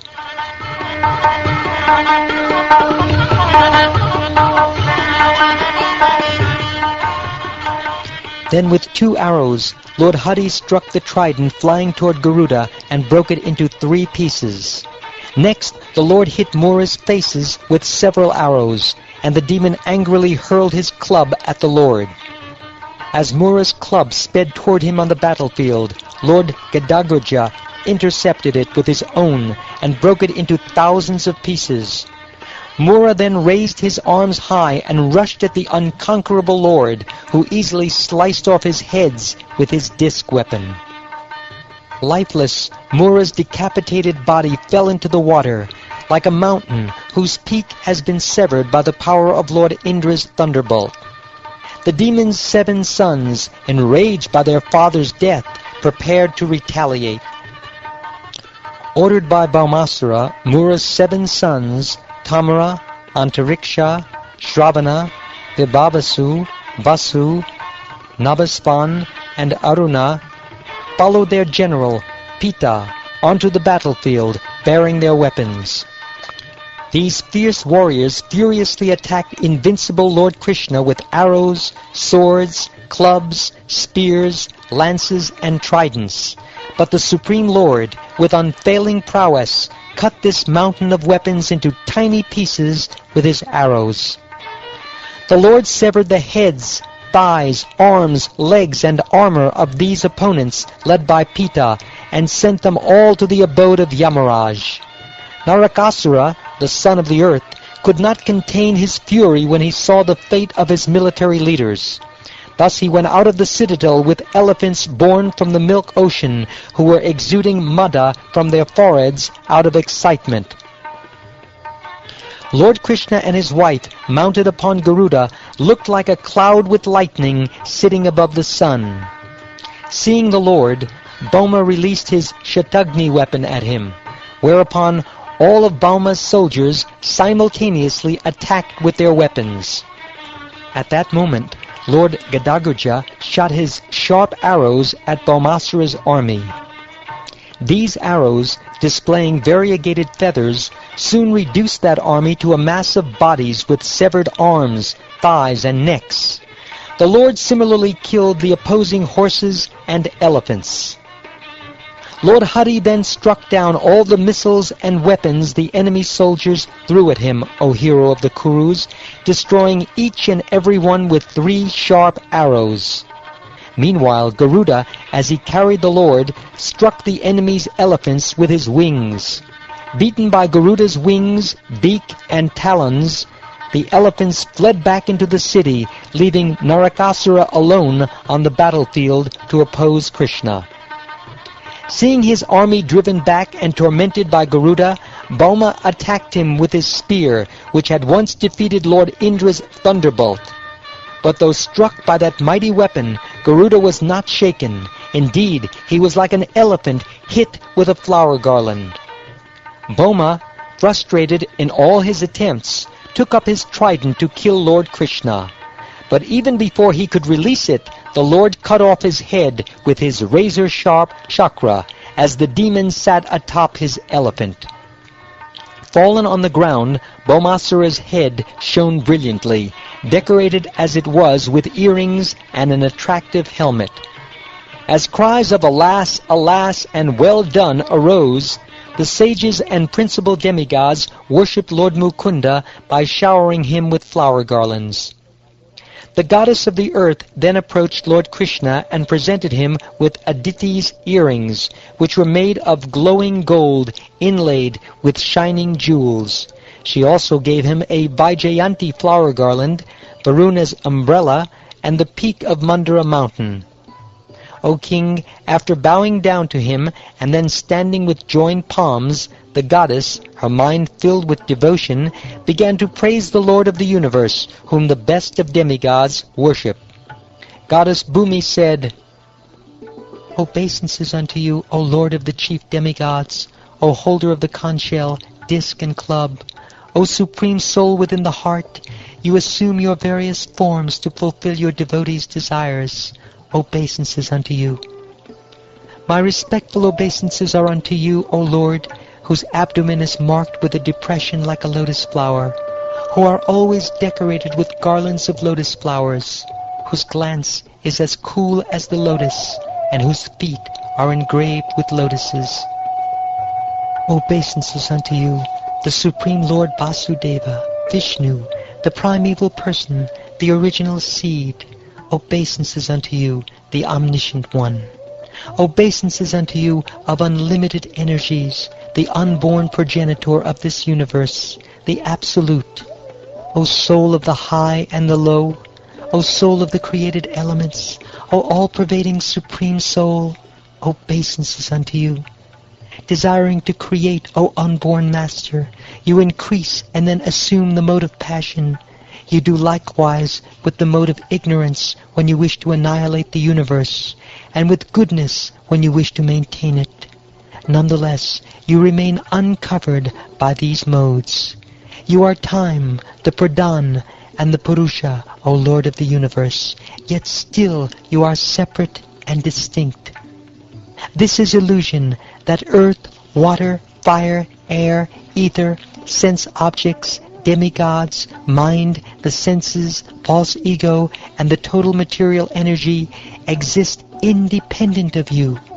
In fact, they are all within you, my Lord, who are one without a second. Here is the son of Bhaumasura. Frightened, he is approaching your lotus feet, since you remove the distress of all who seek refuge in you. Please protect him. Place your lotus hand, which dispels all sins, upon his head. Thus entreated by Goddess Bhumi in words of humble devotion, the Supreme Lord bestowed fearlessness upon her grandson, and then entered Bhaumasura's palace, which was filled with all manner of riches. There Lord Krishna saw 16,000 royal maidens, whom Bhauma had taken by force from various kings. The women became enchanted when they saw that most excellent of males enter. In their minds they each accepted him, who had been brought there by destiny, as their chosen husband. With the thought, may Providence grant that this man become my husband, each and every princess absorbed her heart in contemplation of Krishna. The Lord had the princesses arrayed in clean, spotless garments, and then sent them in palanquins to Dwarka, together with great treasures of chariots, horses, and other valuables. Lord Krishna also dispatched 64 swift white elephants, descendants of Airavata, who each sported 4 tusks. The Lord then went to the abode of Indra, the demigod's king, and gave Mother Aditi her earrings. There Indra and his wife worshipped Krishna and his beloved consort Satyabhama. Then, at Satyabhama's behest, the Lord uprooted the heavenly Parijata tree and put it on the back of Garuda. After defeating Indra and all the other demigods, Krishna brought the Parijata to his capital. Once planted, the Parijata tree beautified the garden of Queen Satyabhama's palace. Bees followed the tree all the way from heaven, greedy for its fragrance and sweet sap. Even after Indra had bowed down to Lord Achyuta, touched his feet with the tips of his crown, and begged the Lord to fulfill his desire, that exalted demigod, having achieved his purpose, chose to fight with the Supreme Lord. What ignorance there is among the gods! To hell with their opulence! Then the imperishable Supreme Personality, assuming a separate form for each bride, duly married all the princesses simultaneously, each in her own palace. The Lord, performer of the inconceivable, constantly remained in each of his queen's palaces, which were unequaled and unexcelled by any other residence. There, although fully satisfied within himself, he enjoyed with his pleasing wives, and, like an ordinary husband, he carried out his household duties. Thus those women obtained as their husband the husband of the goddess of fortune, although even great demigods like Brahma do not know how to approach him. With ever-increasing pleasure they experienced loving attraction for him, exchanged smiling glances with him, and reciprocated with him in ever-fresh intimacy, replete with joking and feminine shyness. Although the Supreme Lord's queens each had hundreds of maidservants, they chose to personally serve the Lord by approaching him humbly, offering him a seat, worshipping him with excellent paraphernalia, bathing and massaging his feet, giving him pan to chew, fanning him, anointing him with fragrant sandalwood paste, adorning him with flower garlands, dressing his hair, arranging his bed, bathing him, and presenting him with various gifts. Thus ends the 59th chapter of the 10th canto of the Shrimad Bhagavatam, entitled The Killing of the Demon Naraka. And now chapter 60, Lord Krishna teases Queen Rukmini. Sri Badarayani said, Once in the company of her maidservants, Queen Rukmini was personally serving her husband, the spiritual master of the universe, by fanning him as he relaxed on her bed.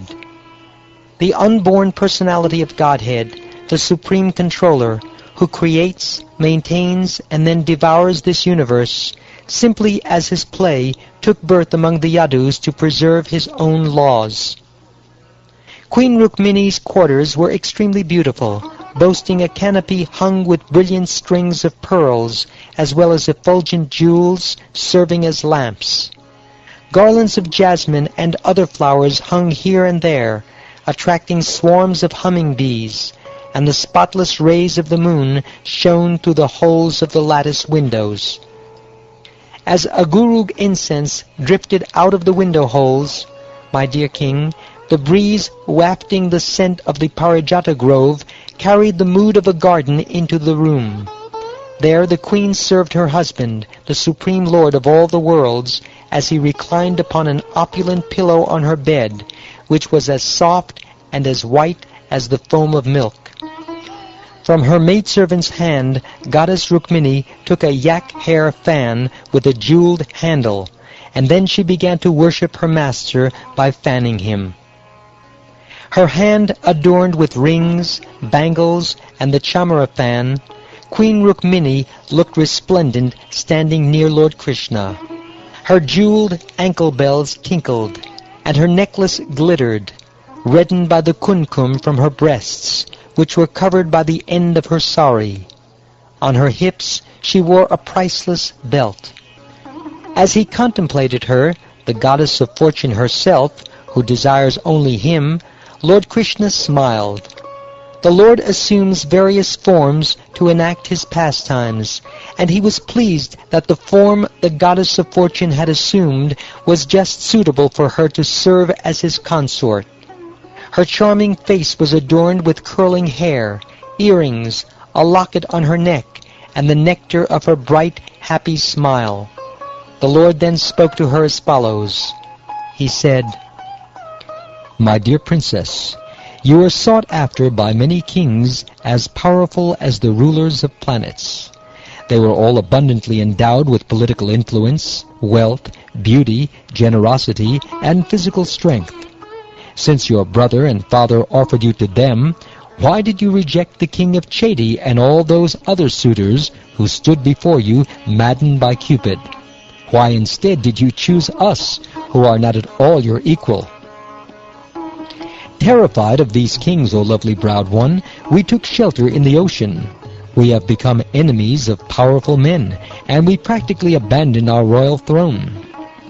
O fine-browed lady, women are usually destined to suffer when they stay with men whose behavior is uncertain and who pursue a path not approved by society. We have no material possessions, and we are dear to those who similarly have nothing. Therefore, O slender one, the wealthy hardly ever worship me. Marriage and friendship are proper between two people who are equal in terms of their wealth, birth, influence, physical appearance, and capacity for good progeny, but never between a superior and an inferior. O Vaidarbhi, not being far-sighted, you didn't realize this, and therefore you chose us as your husband, even though we have no good qualities and are glorified only by deluded beggars.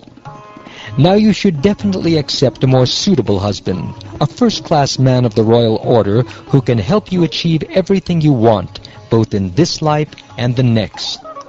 Kings like Shishupal, Shalva, Jarasandha, and Dantavakra all hate me, O beautiful-thighed one, and so does your elder brother Rukmi. It was to dispel the arrogance of these kings that I carried you away, my good woman, for they were blinded by the intoxication of power. My purpose was to curb the strength of the wicked. We care nothing for wives, children, and wealth. Always satisfied within ourselves, we do not work for body and home, but like a light, we merely witness. Rukmini had thought herself especially beloved by the Lord, because he never left her company. By saying these things to her, he vanquished her pride, and then he stopped speaking. Goddess Rukmini had never before heard such unpleasantries from her beloved, the Lord of universal rulers, and she became frightened. A tremor arose in her heart, and in terrible anxiety she began to cry. With her tender foot, effulgent with the reddish glow of her nails, she scratched the ground, and tears darkened by her eye makeup sprinkled her kumkum-reddened breasts. There she stood, face downward, her voice choked up by extreme sorrow. Rukmini's mind was overwhelmed with unhappiness, fear, and grief. Her bangles slipped from her hand, and her fan fell to the ground. In her bewilderment, she suddenly fainted, her hair scattering all about as her body fell to the ground like a plantain tree blown over by the wind. Seeing that his beloved was so bound to him in love that she could not understand the full meaning of his teasing, merciful Lord Krishna felt compassion for her. The Lord quickly got down from the bed. Manifesting 4 arms, he picked her up, gathered her hair, and caressed her face with his lotus hand. Wiping her tear-filled eyes and her breasts, which were stained by tears of grief, the Supreme Lord, the goal of his devotees, embraced his chaste wife, who desired nothing but him, O king. Expert in the art of pacification, Sri Krishna tenderly consoled pitiable Rukmini, whose mind was bewildered by his clever joking, and who did not deserve to suffer so. The Supreme Lord said, O Vaidarbhi, do not be displeased with me. I know that you are fully devoted to me. I only spoke in jest, dear lady, because I wanted to hear what you would say. I also wanted to see your face with lips trembling in loving anger, the reddish corners of your eyes throwing sidelong glances, and the line of your beautiful eyebrows knit in a frown. The greatest pleasure worldly householders can enjoy at home is to spend time joking with their beloved wives, my dear timid and temperamental one.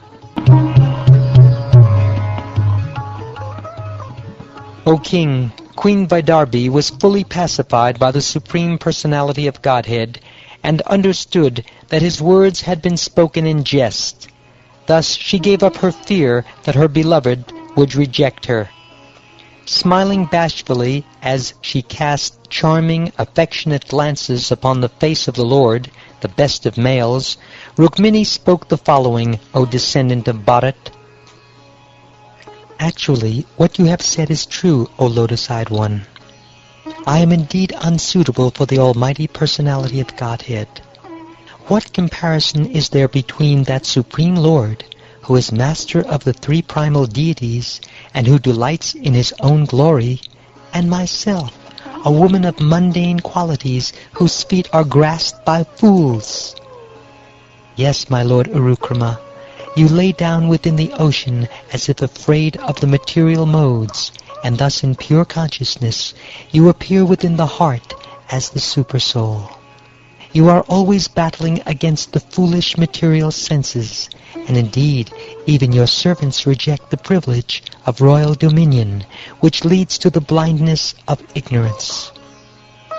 Your movements, inscrutable even for sages who relish the honey of your lotus feet, are certainly incomprehensible for human beings who behave like animals.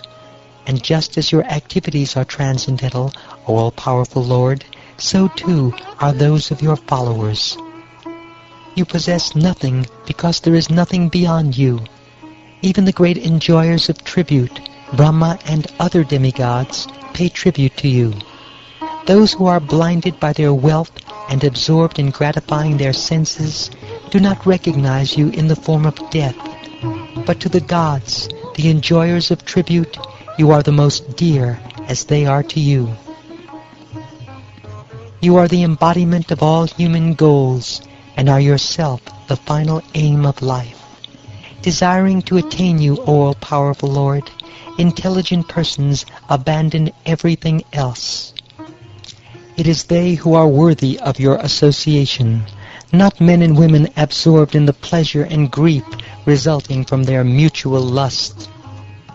Knowing that great sages who have renounced the sannyasi's danda proclaim your glories, that you are the supreme soul of all the worlds, and that you are so gracious that you give away even your own self, I chose you as my husband, rejecting Lord Brahma, Lord Shiva, and the rulers of heaven, whose aspirations are all frustrated by the force of time, which is born from your eyebrows. What interest then could I have in any other suitors? My lord, as a lion drives away lesser animals to claim his proper tribute, you drove off the assembled kings with the resounding twang of your sharanga bow, and then claimed me, your fair share. Thus it is sheer foolishness, my dear Gadagraja, for you to say you took shelter in the ocean out of fear of those kings. Wanting your association, the best of kings, Anga, Vainya, Jayanta, Nahusha, Gaya, and others, abandoned their absolute sovereignty and entered the forest to seek you out.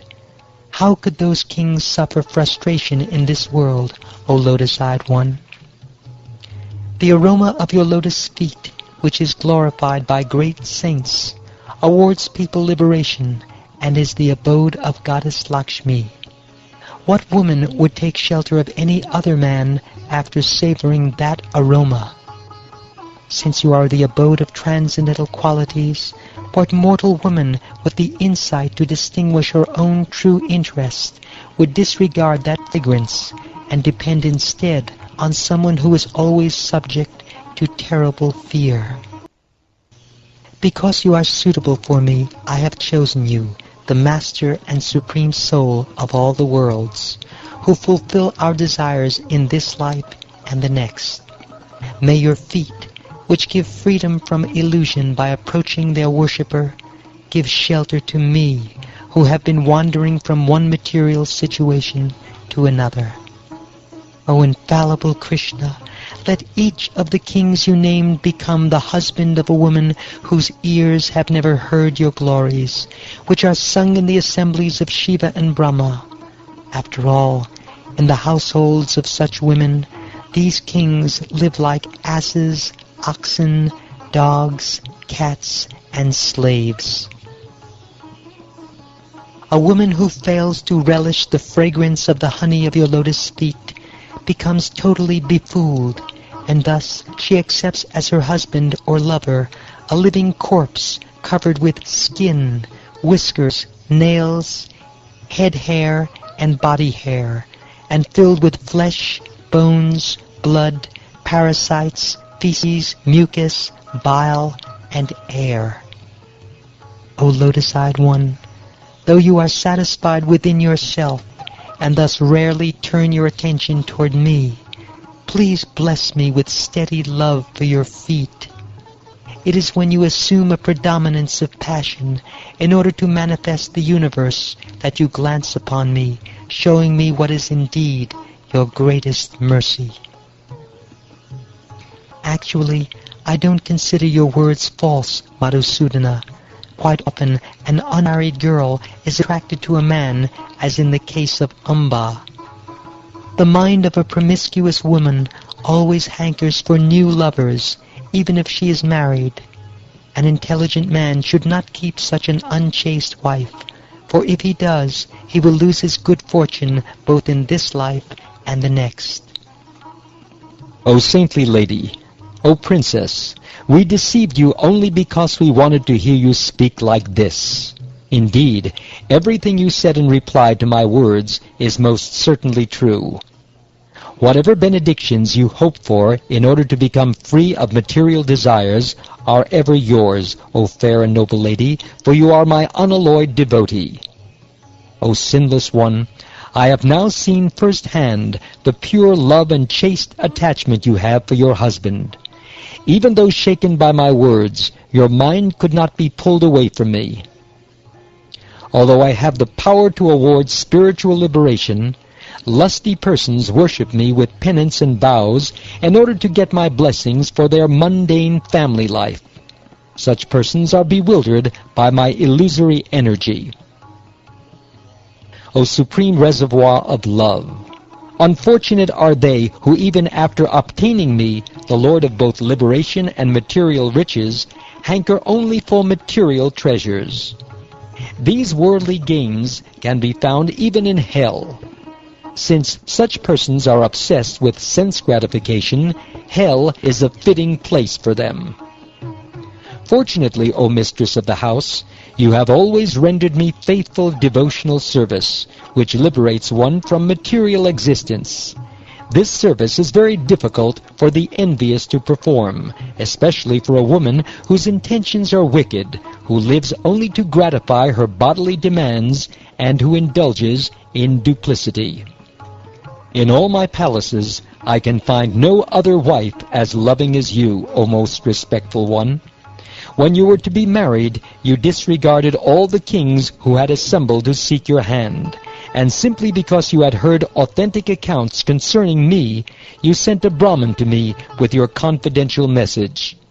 When your brother, who had been defeated in battle and then disfigured, was later killed during a gambling match on Aniruddha's wedding day, you felt unbearable grief, yet out of fear of losing me, you spoke not a word.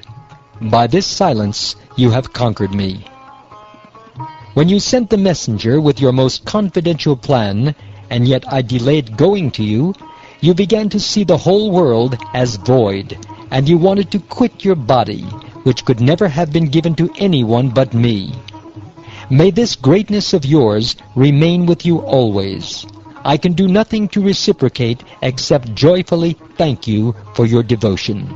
And so the self-satisfied Supreme Lord of the universe enjoyed with the goddess of fortune, engaging her in lovers' talks, and thus imitating the ways of human society. The Almighty Lord Hadi, preceptor of all the worlds, similarly behaved like a conventional householder in the palaces of his other queens, performing the religious duties of a family man. Thus ends the 60th chapter of the 10th canto of the Shrimad Bhagavatam, entitled Lord Krishna Teases Queen Rukmini. And now chapter 61, Lord Balaram Slays Rukmi. Shukdev Goswami said, Each of Lord Krishna's wives gave birth to 10 sons, who were not less than their father, having all his personal opulence. Because each of these princesses saw that Lord Achyuta never left her palace, each thought herself the Lord's favorite. These women did not understand the full truth about him.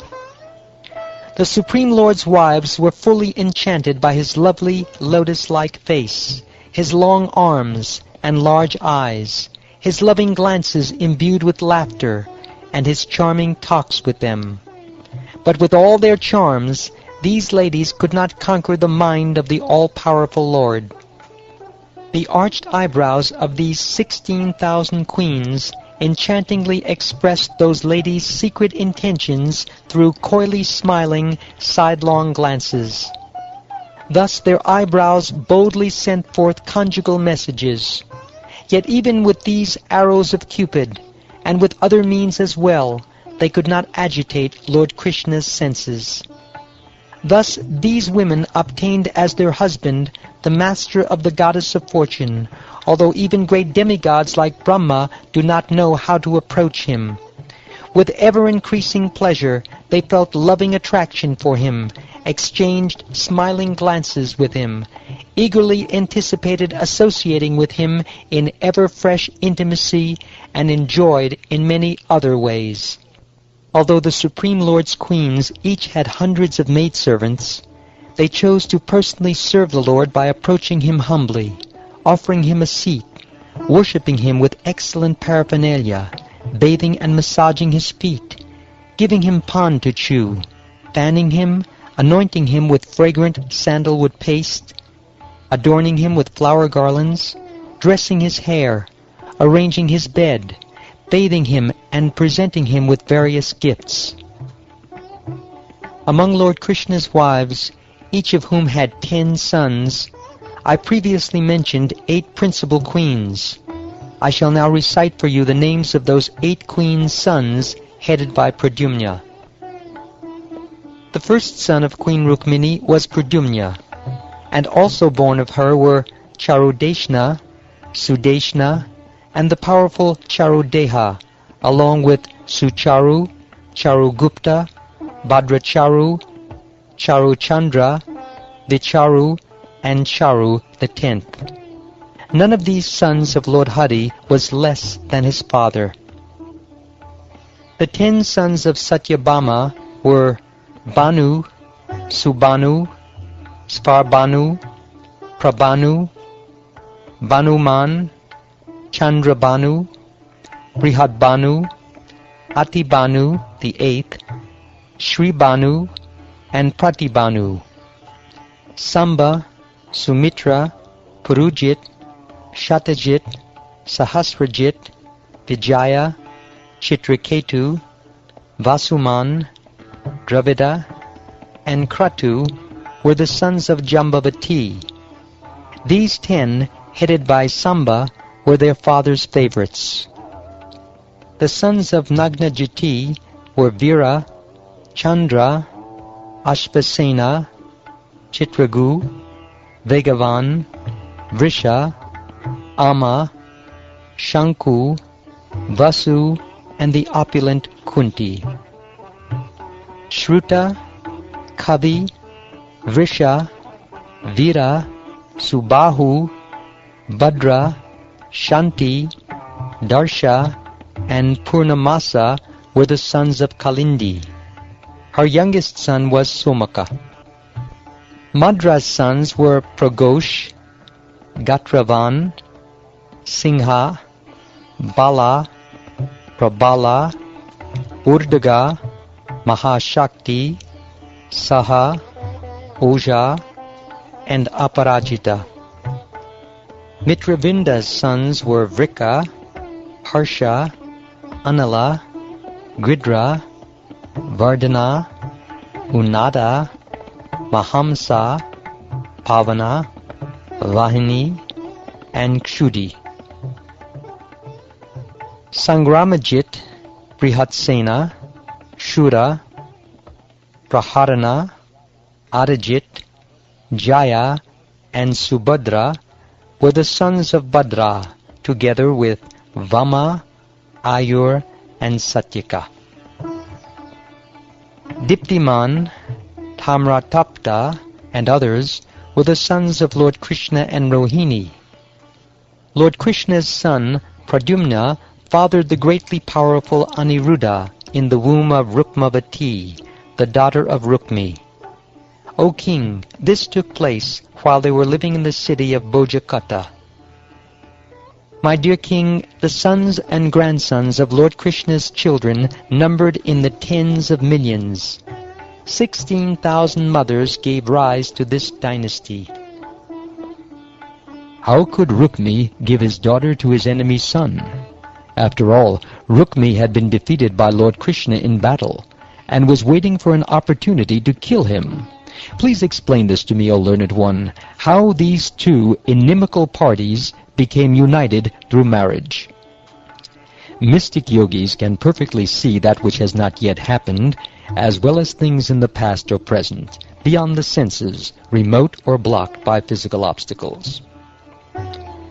At her Svayamvara ceremony, Rukmavati herself chose Pradyumna, who was the re-embodiment of Cupid. Then, although he fought alone on a single chariot, Pradyumna defeated the assembled kings in battle and took her away.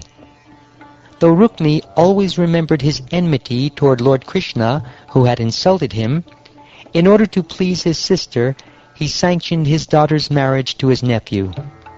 O king, Bali, the son of Kritavarma, married Rukmini's young daughter, large-eyed Charumati. Rukmi gave her granddaughter Rochana to his daughter's son, Aniruddha, despite Rukmi's relentless feud with Lord Hari. Although Rukmi considered this marriage irreligious, he wanted to please his sister, bound as he was by the ropes of affection. On the joyous occasion of that marriage, O king, Queen Rukmini, Lord Balaram, Lord Krishna, and several of the Lord's sons, headed by Samba and Pradyumna, went to the city of Bojakata. After the wedding, a group of arrogant kings, headed by the king of Kalinga, told Rukmi, "You should defeat Balaram at dice. He's not expert at dice, O king, but still he's quite addicted to it." Thus advised, Rukmi challenged Balaram and began a gambling match with him.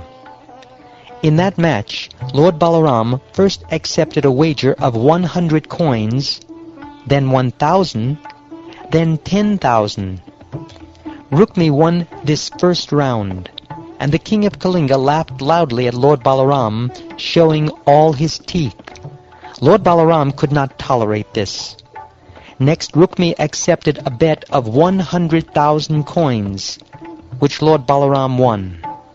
But Rukmi tried to cheat, declaring, "I am the winner."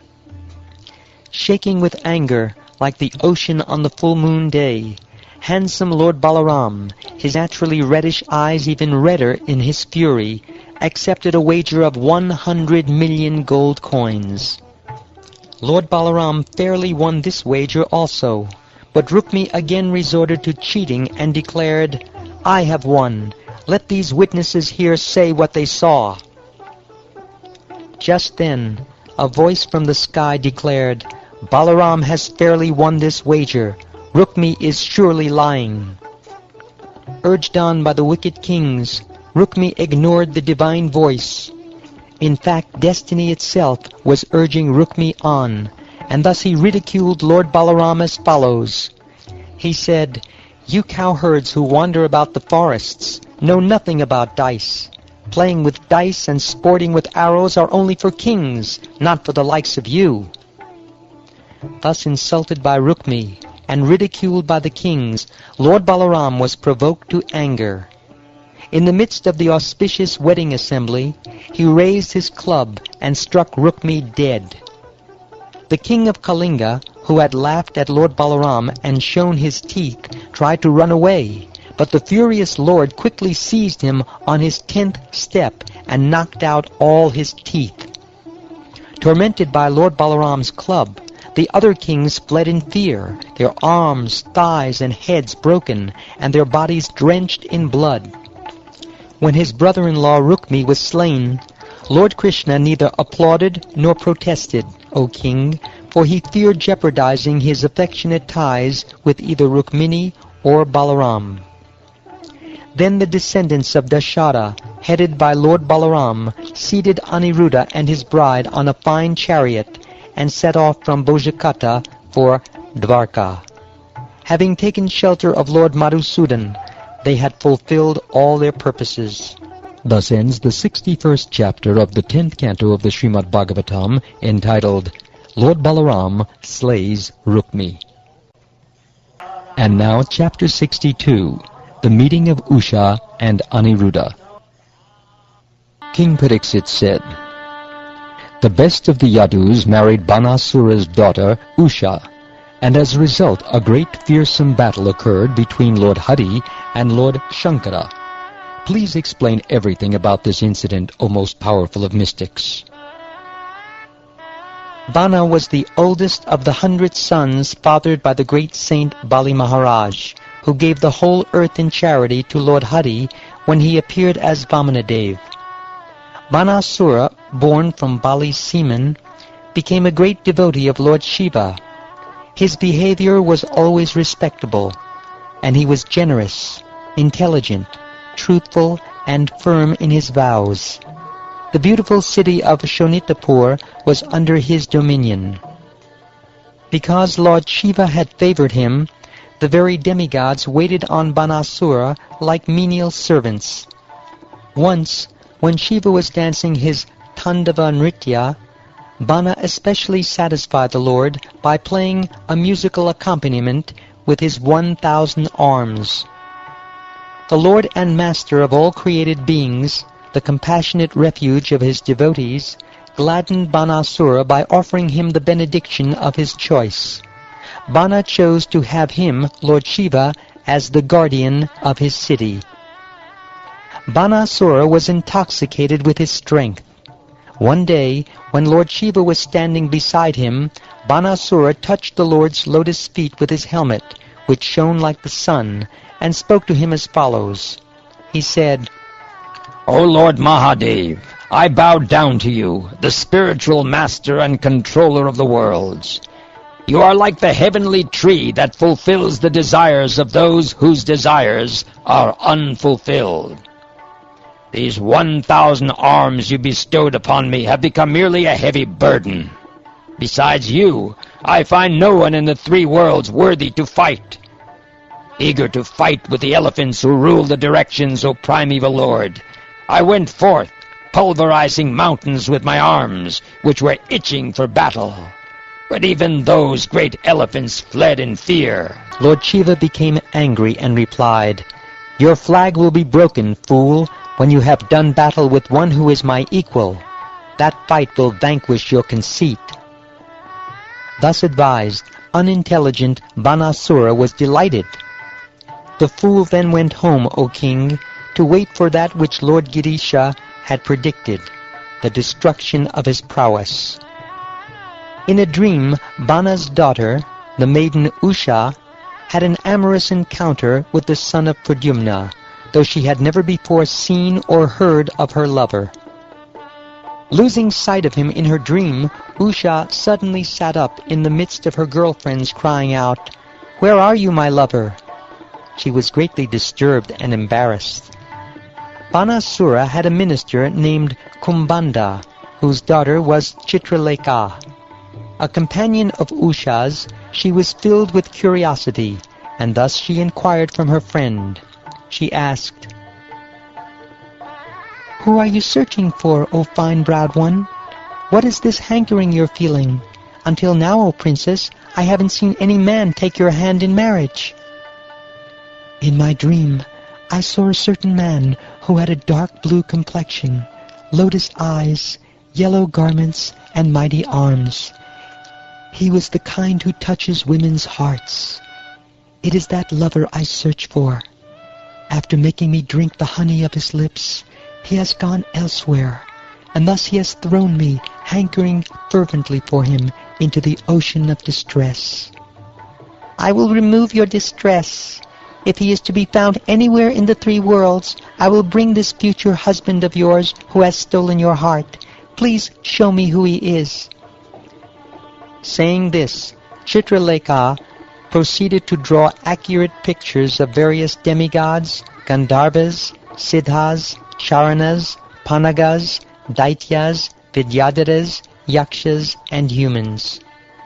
O king, among the humans, Chitralekha drew pictures of the Vrishnis, including Shurasena, Anakadundubi, Balaram, and Krishna. When Usha saw the picture of Pradyumna, she became bashful, and when she saw Aniruddha's picture, she bent her head down in embarrassment. Smiling, she exclaimed, He's the one. It's him. Chitralekha, endowed with mystic powers, recognized him as Krishna's grandson, Aniruddha.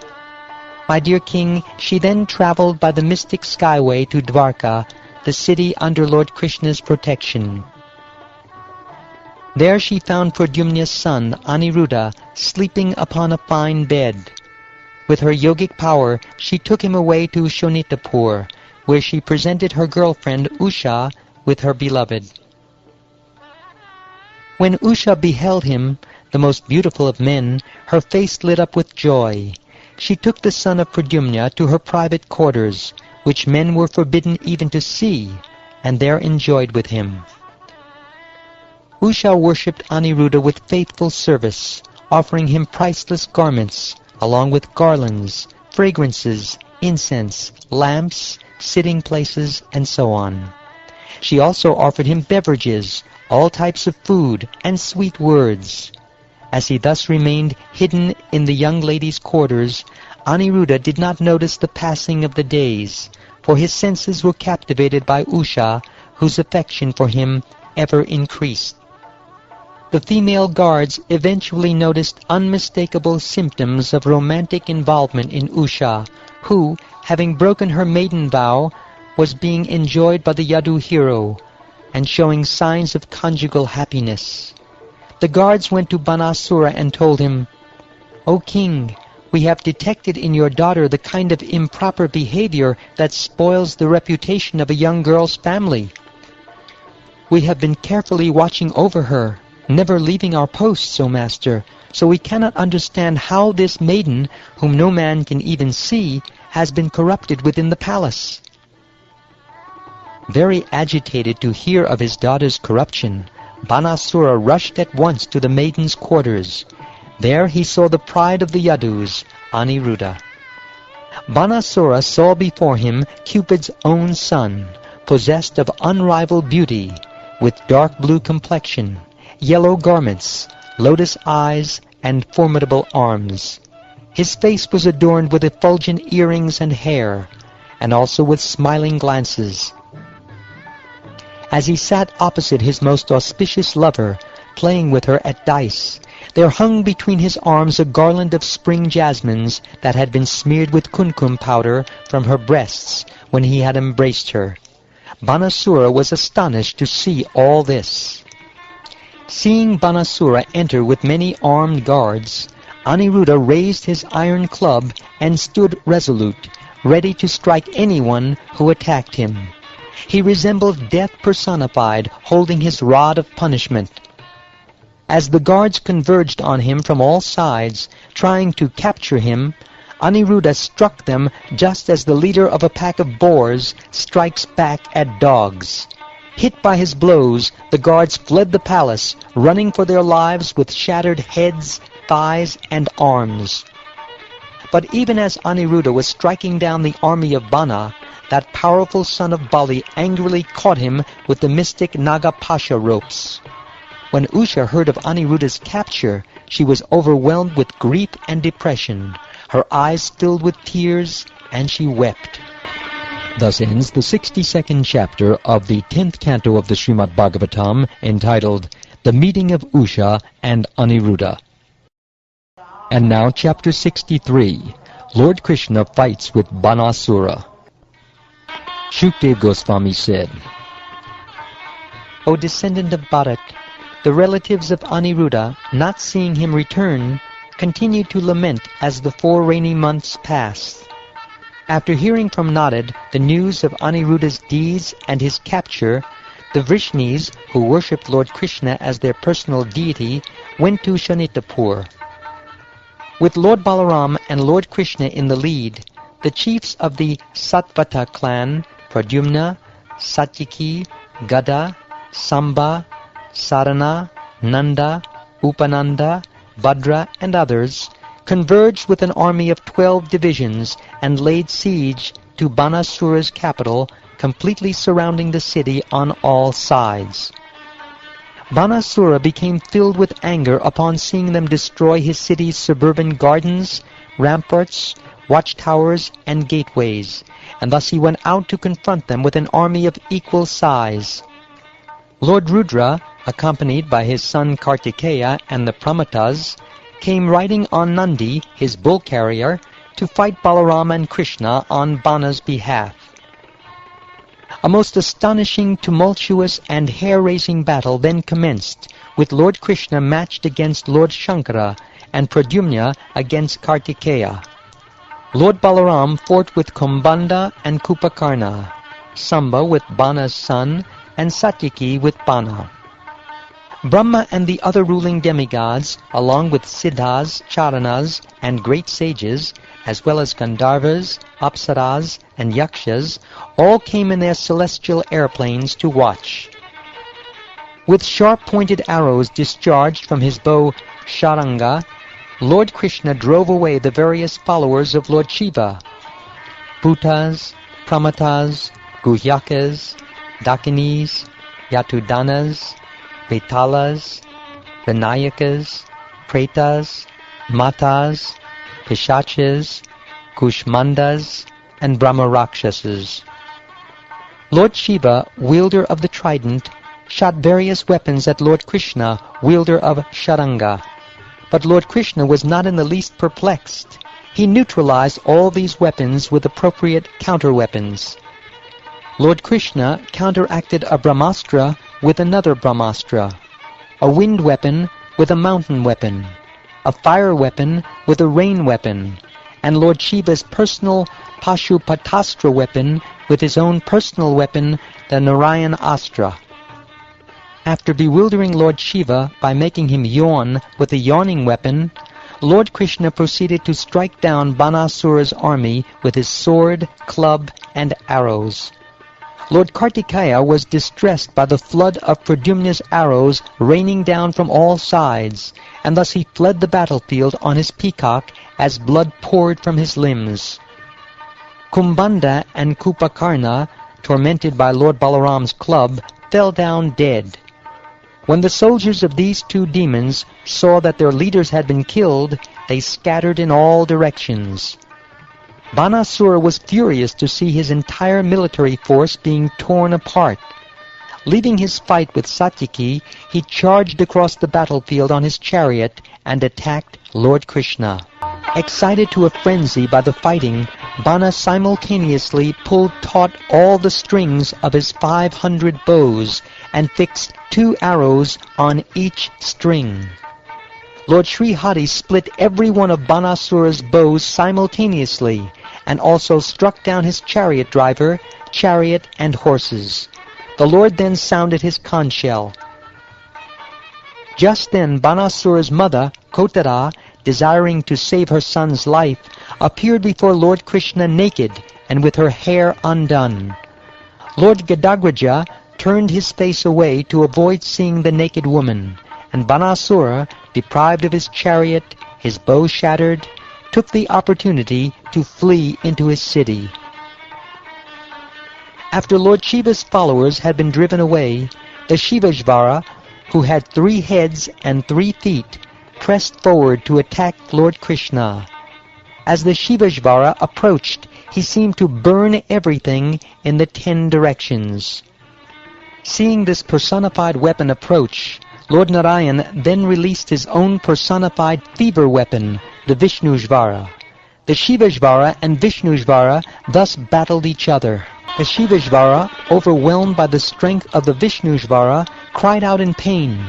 But finding no refuge, the frightened Shivajvara approached Lord Krishna, the master of the senses, hoping to attain his shelter.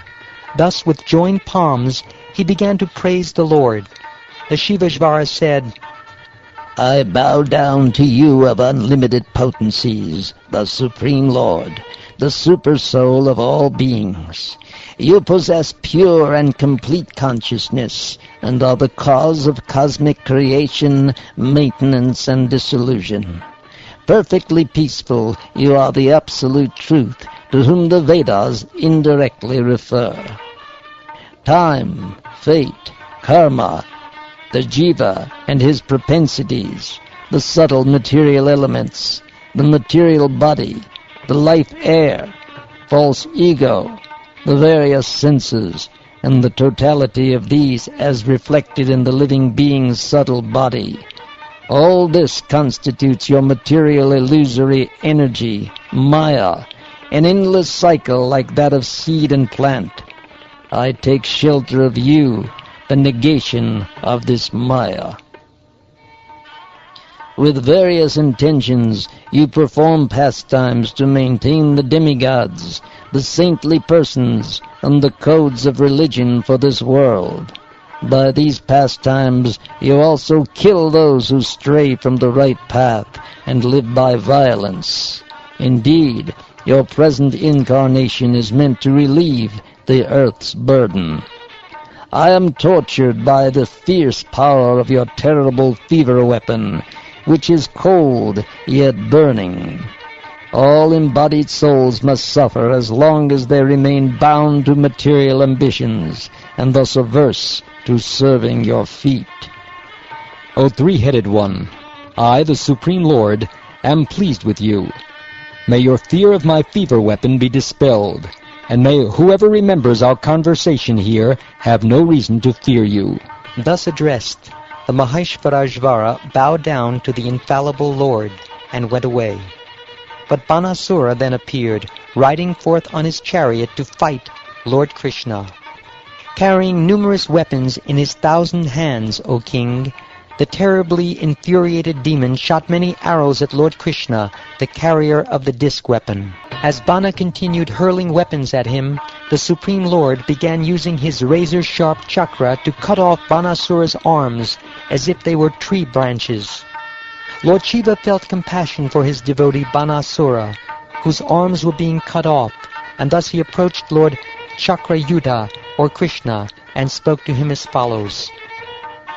Sri Rudra said, "You alone are the absolute truth, the supreme light, the mystery hidden within the verbal manifestation of the Absolute. Those whose hearts are spotless can see you, for you are uncontaminated like the sky. The sky is your navel, fire your face, water your semen, and heaven your head. The cardinal directions are your sense of hearing, herbal plants, the hairs on your body, and water-bearing clouds, the hair on your head. The earth is your foot, the moon your mind, and the sun your vision, while I am your ego. The ocean is your abdomen, Indra your arm, Lord Brahma your intelligence, the progenitor of mankind your genitals, and religion your heart. You are indeed the original Purusha, creator of the worlds. Your current descent into the material realm, O Lord of unrestricted power, is meant for upholding the principles of justice and benefiting the entire universe. We demigods, each depending on your grace and authority, develop the 7 planetary systems. You are the original person, one without a second, transcendental and self-manifesting. Uncaused, you are the cause of all, and you are the ultimate controller. You are nonetheless perceived in terms of the transformations of matter effected by your illusory energy, transformations you sanction so that the various material qualities can fully manifest. O Almighty One, just as the sun, though hidden by a cloud, illuminates the cloud and all other visible forms as well, so you, although hidden by the material qualities, remain self-luminous, and thus reveal all those qualities along with the living entities who possess them. Their intelligence bewildered by your Maya, fully attached to children, wife, home, and so on, persons immersed in the ocean of material misery sometimes rise to the surface and sometimes sink down. One who has attained this human form of life as a gift from God, yet who fails to control his senses and honor your feet, is surely to be pitied, for he is only cheating himself. That mortal who rejects you, his true self, dearmost friend and Lord, for the sake of sense objects, whose nature is just the opposite, refuses nectar and instead consumes poison. I, Lord Brahma, the other demigods, and the pure-minded sages have all surrendered wholeheartedly unto you, our dearmost self and Lord. Let us worship you, the Supreme Lord, to be freed from material life. You are the maintainer of the universe, and the cause of its creation and demise. Equipoised and perfectly at peace, you are the true friend, self, and worshipable Lord. You are one without a second, the shelter of all the worlds and all souls. This Banasura is my dear and faithful follower, and I have awarded him freedom from fear. Therefore, my Lord, please grant him your mercy, just as you showed mercy to Prahlad, the lord of the demons. My dear Lord Shiva, for your pleasure, we must certainly do what you have requested of us. I fully agree with your conclusion. I will not kill this demonic son of Varochani, for I gave Prahlad Maharaj the benediction that I would not kill any of his descendants. It was to subdue Banasura's false pride that I severed his arms, and I slew his mighty army because it had become a burden upon the earth. This demon, who still has 4 arms, will be immune to old age and death, and he will serve as one of your principal attendants. Thus he will have nothing to fear on any account. Thus attaining freedom from fear, Banasura offered obeisances to Lord Krishna by touching his head to the ground. Bana then seated Aniruddha and his bride on their chariot and brought them before the Lord. At the front of the party, Lord Krishna then placed Aniruddha and his bride, both beautifully adorned with fine clothes and ornaments, and surrounded them with a full military division.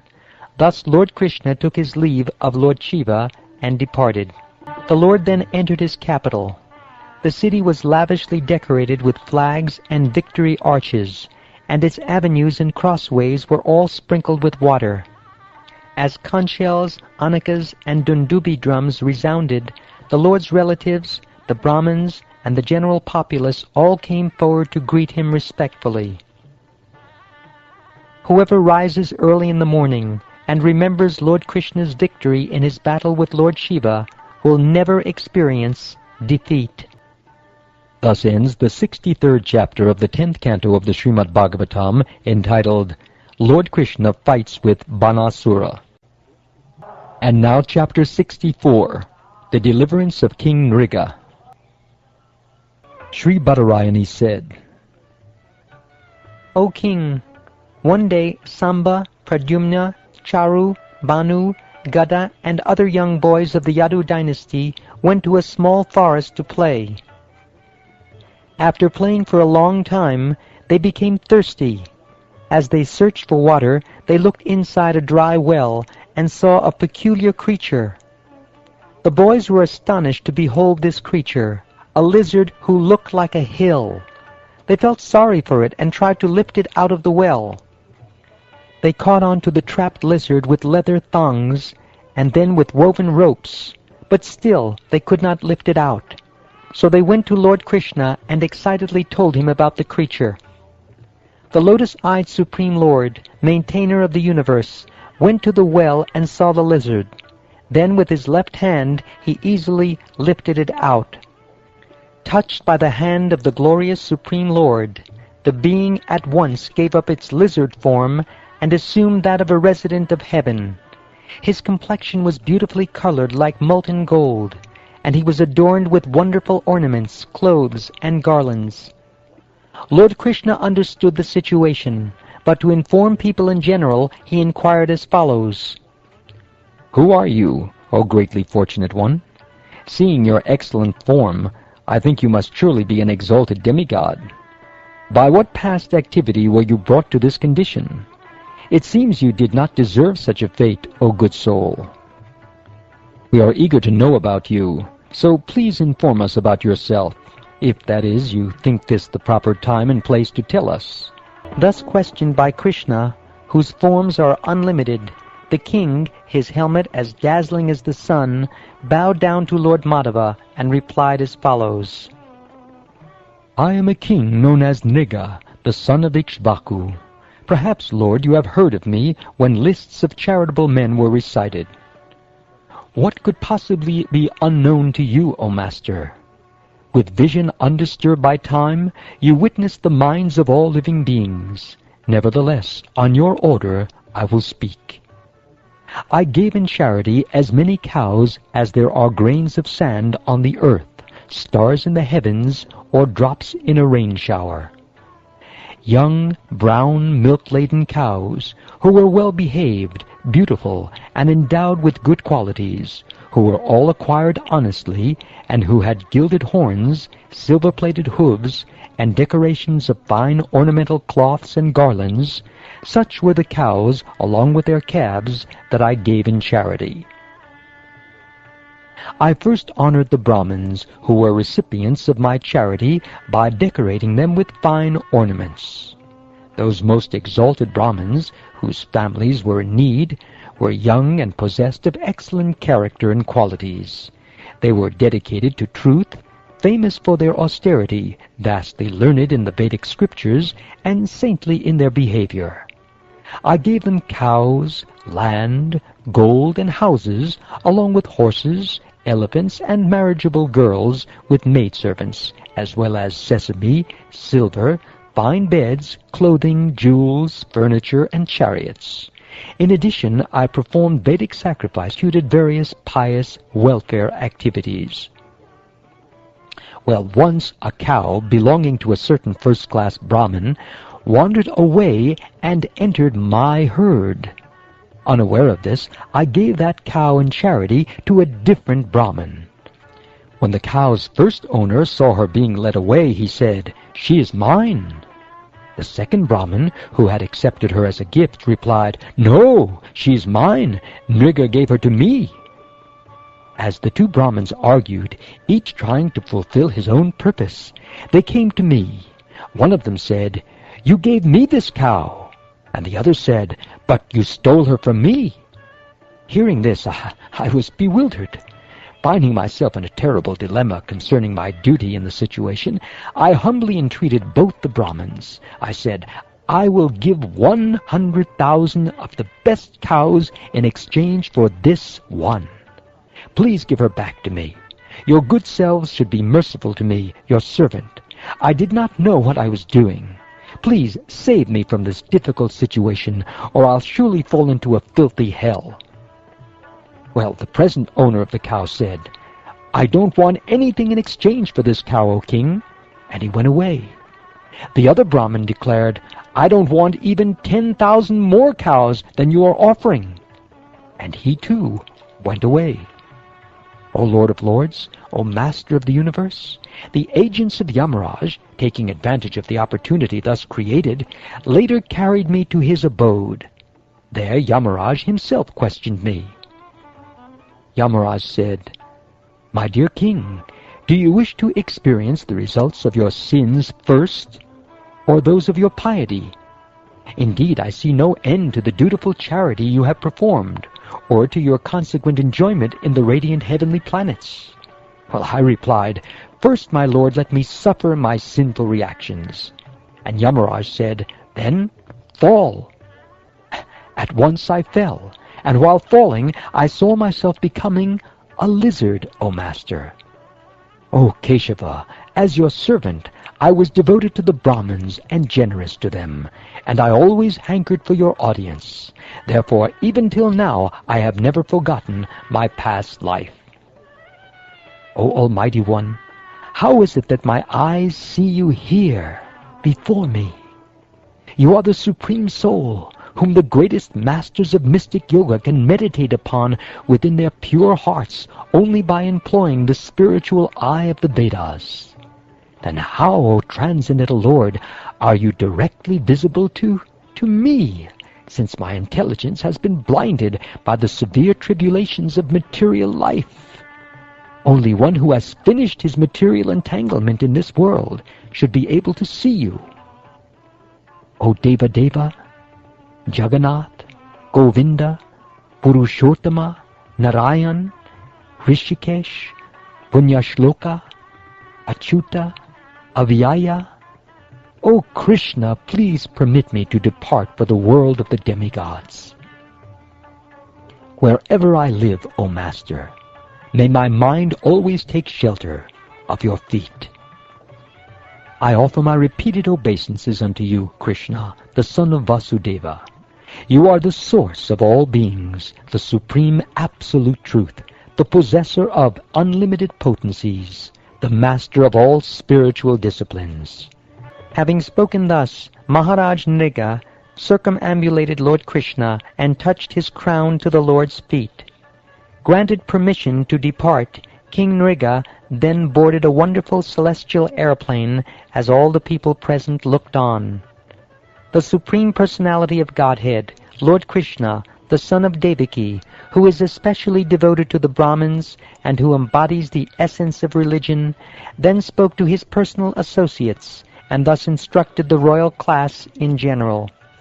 Lord Krishna said, "How indigestible is the property of a Brahmin, even when enjoyed just slightly and by one more potent than fire. What then to speak of kings who try to enjoy it, presuming themselves lords?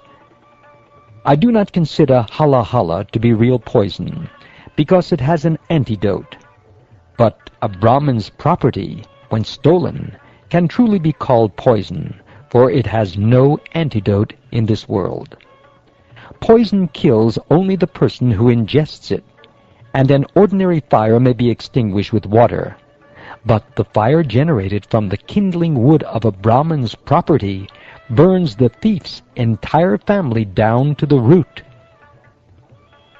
If a person enjoys a Brahman's property without receiving due permission, that property destroys 3 generations of his family.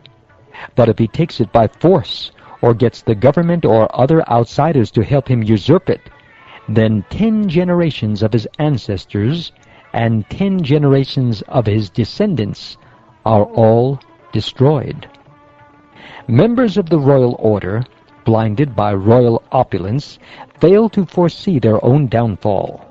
Childishly hankering to enjoy a Brahman's property, they are actually hankering to go to hell. For as many years as there are particles of dust touched by the tears of generous Brahmins who have dependent families and whose property is stolen, uncontrolled kings who usurp a Brahmin's property are cooked, along with their royal families, in the hell known as Kumbhipaka. Whether it be his own gift or someone else's, a person who steals a Brahmin's property will take birth as a worm in feces for 60,000 years. I do not desire Brahmin's wealth. Those who lust after it become short-lived and are defeated. They lose their kingdoms and become snakes who trouble others. My dear followers, never treat a learned Brahmin harshly, even if he has sinned. Even if he attacks you physically or repeatedly curses you, always continue to offer him obeisances. Just as I always bow down to Brahmins, so all of you should likewise bow down to them. I will punish anyone who acts otherwise. When a Brahmin's property is stolen, even unknowingly, it certainly causes the person who takes it to fall down, just as the Brahmin's cow did to Nrika. Having thus instructed the residents of Dwarka, Lord Mukunda, purifier of all the worlds, entered his palace. Thus ends the 64th chapter of the 10th canto of the Shrimad Bhagavatam, entitled The Deliverance of King Nrika. And now chapter 65, Lord Balaram visits Vrindavan. Shukdev Goswami said, O best of the Kurus, once Lord Balaram, eager to visit his well-wishing friends, mounted his chariot and traveled to Nanda Gokul. Having long suffered the anxiety of separation, the cowherd men and their wives embraced Lord Balaram. The Lord then offered respects to his parents, and they joyfully greeted him with prayers. Nanda and Yashoda prayed, O descendant of Dasharatha, O Lord of the universe, may you and your younger brother Krishna ever protect us. Saying this, they raised Sri Balaram onto their laps, embraced him, and moistened him with tears from their eyes. Lord Balaram then paid proper respects to the elder cowherd men, and the younger ones all greeted him respectfully. He met them all with smiles, handshakes, and so on, dealing personally with each one according to age, degree of friendship, and family relationship. Then, after resting, the Lord accepted a comfortable seat, and they all gathered around him. With voices faltering out of love for him, those cowherds, who had dedicated everything to lotus-eyed Krishna, asked about the health of their dear ones in Dwarka, and Balaram in turn asked about the cowherds' welfare. The cowherd said, O Ram, are all our relatives doing well? And Ram, do all of you with your wives and children still remember us? It is our great fortune that sinful Kamsa has been killed and our dear relatives freed.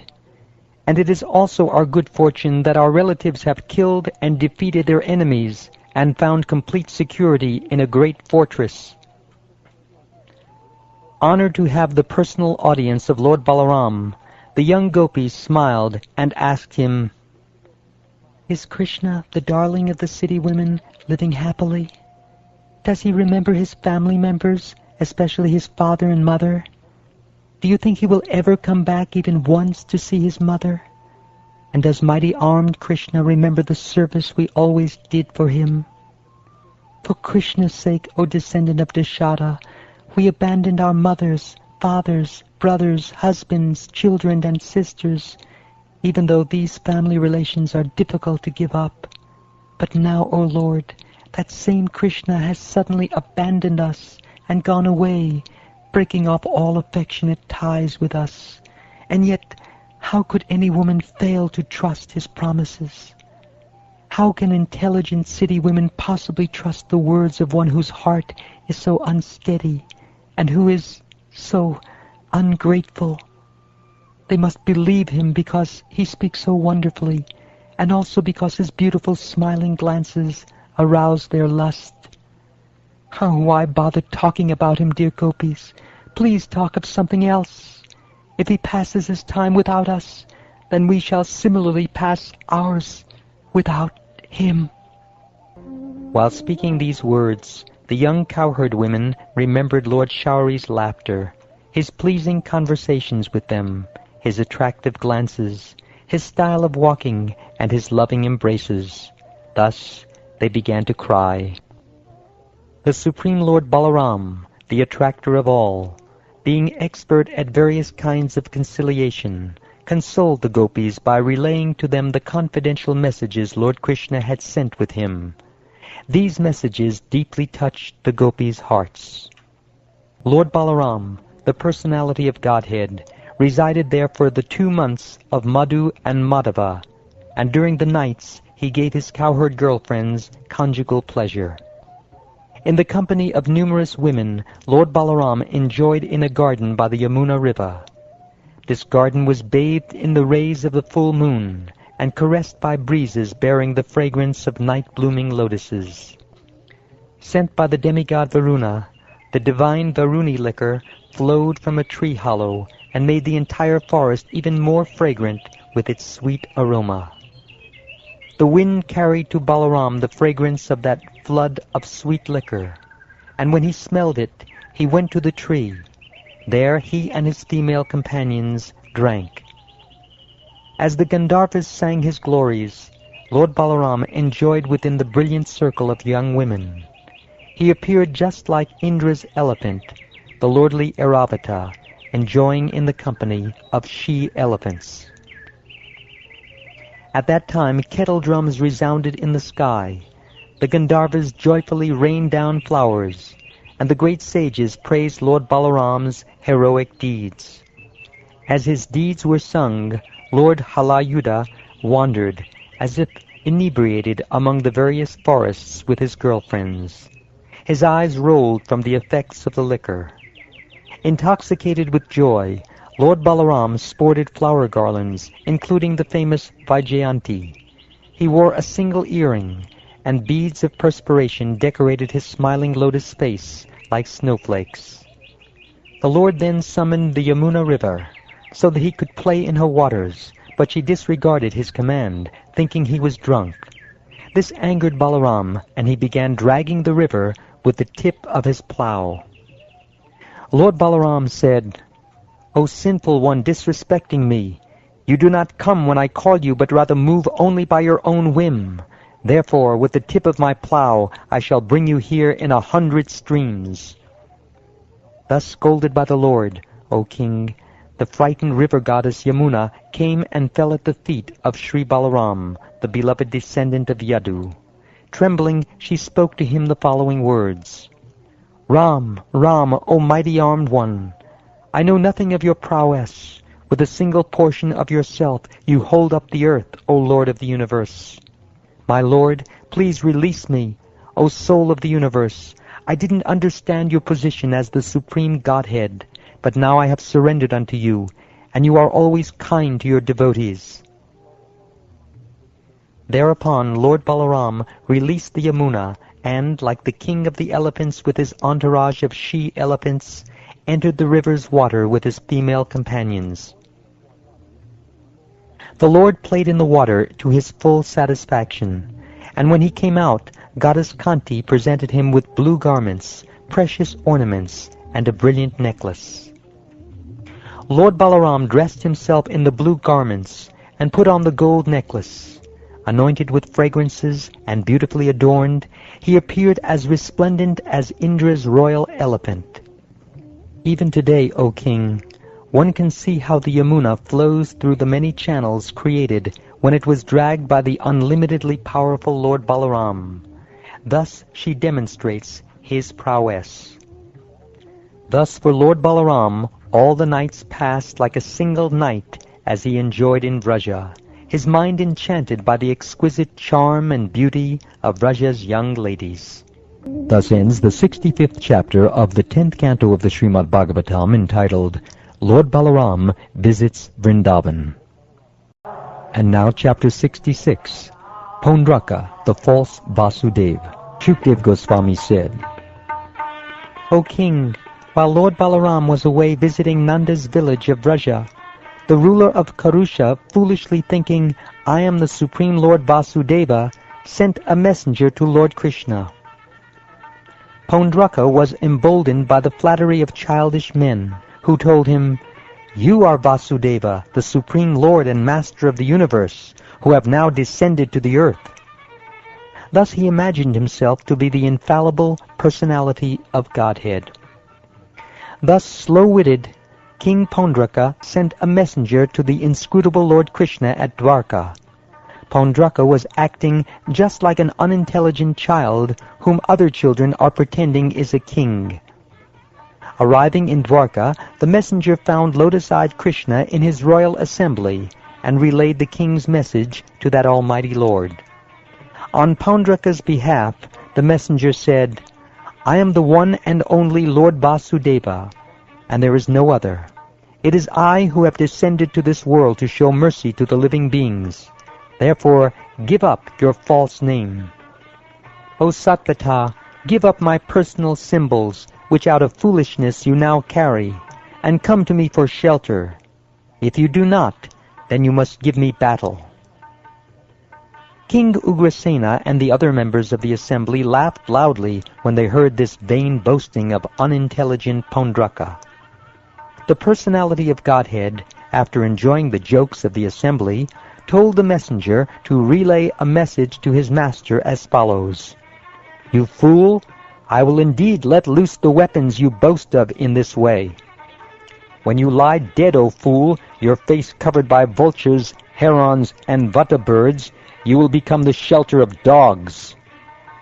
When the Lord had thus spoken, the messenger conveyed his insulting reply to his master in its entirety. Lord Krishna then mounted his chariot and went to the vicinity of Kashi. Upon observing Lord Krishna's preparations for battle, the mighty warrior Pondraka quickly went out of the city with 2 full military divisions.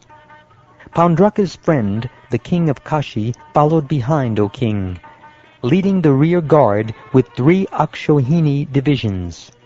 Lord Krishna saw that Pondraka was carrying the Lord's own insignia, such as the conch shell, disc, sword, and club, and also an imitation Sharanga bow and Srivatsa mark. He wore a mock Kostubha gem, was decorated with a garland of forest flowers, and was dressed in upper and lower garments of fine yellow silk. His banner bore the image of Garuda, and he wore a valuable crown and gleaming, shark-shaped earrings. Lord Hari laughed heartily when he saw how the king had dressed up in exact imitation of his own appearance, just like an actor on a stage. The enemies of Lord Hari attacked him with tridents, clubs, bludgeons, pikes, rishtis, barbed darts, lances, swords, axes, and arrows. But Lord Krishna fiercely struck back at the army of Pondraka and Kashiraj, which consisted of elephants, chariots, cavalry, and infantry. The Lord tormented his enemies with his club, sword, Sudarshan disc, and arrows, just as the fire of annihilation torments the various kinds of creatures at the end of a cosmic age. The battlefield, strewn with the dismembered chariots, horses, elephants, humans, mules, and camels that had been cut to pieces by the Lord's disc weapon, shone like the gruesome playground of Lord Bhutapati, giving pleasure to the wise. Lord Krishna then addressed Pondraka. My dear Pondraka, the very weapons you spoke of through your messenger I now release unto you. O fool, now I shall make you renounce my name, which you have falsely assumed, and I will certainly take shelter of you if I do not wish to fight you." Having thus derided Paundraka, Lord Krishna destroyed his chariot with his sharp arrows. The Lord then cut off his head with the Sudarshan disc, just as Lord Indra lops off a mountain peak with his thunderbolt weapon. With his arrows, Lord Krishna similarly severed Kashiraja's head from his body, sending it flying into Kashi city like a lotus flower thrown by the wind. Having thus killed envious Paundraka and his ally, Lord Krishna returned to Dwarka. As he entered the city, the Siddhas of heaven chanted his immortal nectarine glories. By constantly meditating upon the Supreme Lord, Paundraka shattered all his material bonds. Indeed, by imitating Lord Krishna's appearance, O king, he ultimately became Krishna-conscious. Seeing a head decorated with earrings lying at the gate of the royal palace, the people present were puzzled. Some of them asked, "What is this?" And others said, "It is a head, but whose is it?" My dear king, when they recognized it as the head of their king, the Lord of Kashi, his queens, sons, and other relatives, along with the citizens of the city, began to cry pitifully, "Alas, we are killed! O my lord, my lord!" After the king's son, Sudakshana, had performed the obligatory funeral rituals for his father, he resolved within his mind, "Only by killing my father's murderer can I avenge his death." Thus the charitable Sudakshana, together with his priests, began worshipping Lord Maheshvara with great attention. Satisfied by the worship, the powerful Lord Shiva appeared in the sacred precinct of Avimukta and offered Sudakshana his choice of benedictions. The prince chose as his benediction a means to slay his father's killer.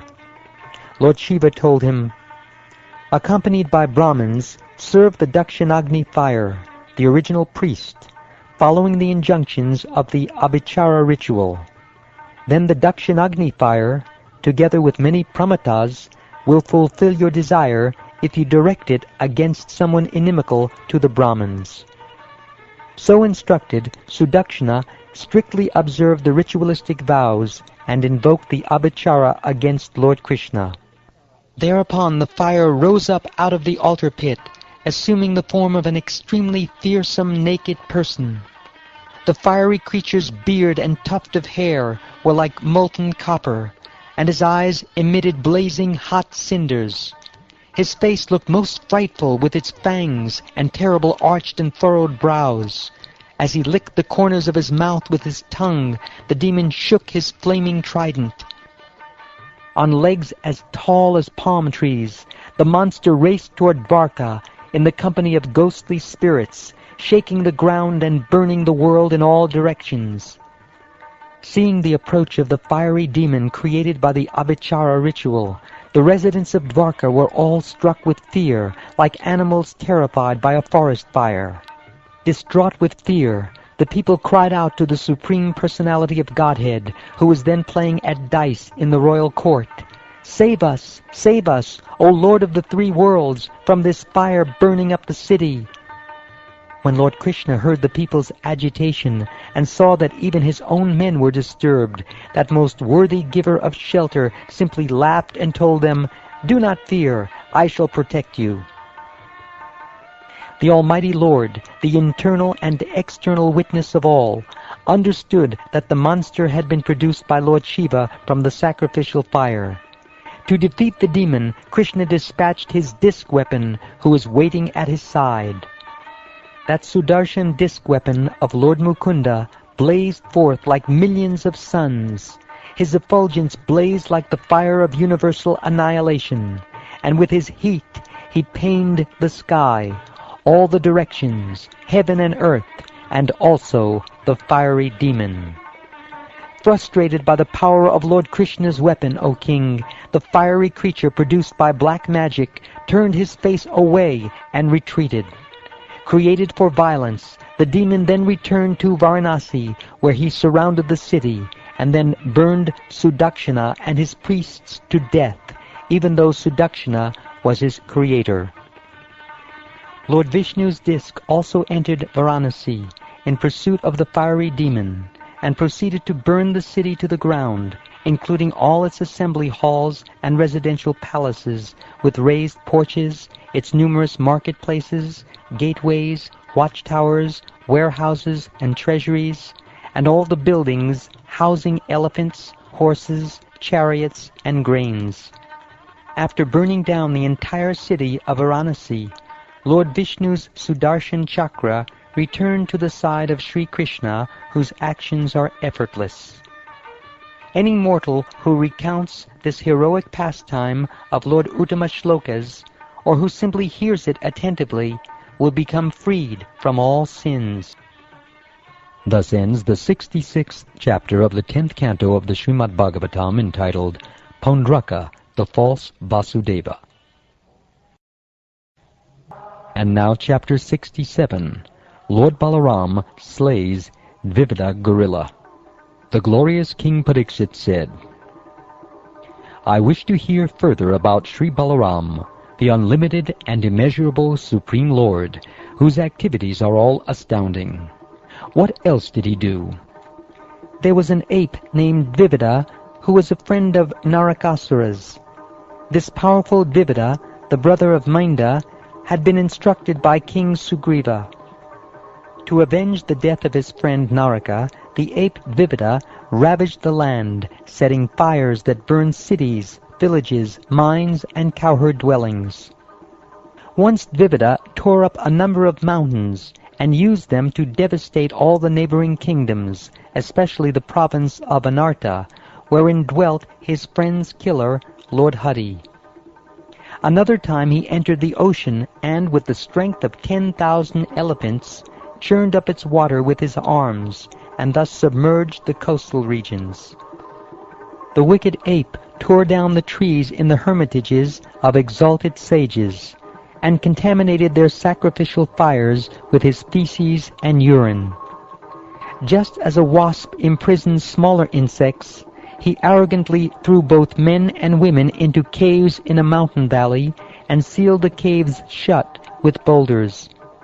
Once, while Dvivida was thus engaged in harassing the neighboring kingdoms and polluting women of respectable families, he heard very sweet singing coming from the Raivataka mountain, so he went there. There he saw Sri Balaram, the lord of the Yadus, adorned with a garland of lotuses, and appearing most attractive in every limb. He was singing amidst a crowd of young women, and since he had drunk Varuni liquor, his eyes rolled as if he were intoxicated. His body shone brilliantly as he behaved like an elephant in rut. The mischievous ape climbed a tree branch, and then revealed his presence by shaking the trees and making the sound kila kila. When Lord Baladev's consorts saw the ape's impudence, they began to laugh. They were, after all, young girls who were fond of joking and prone to silliness.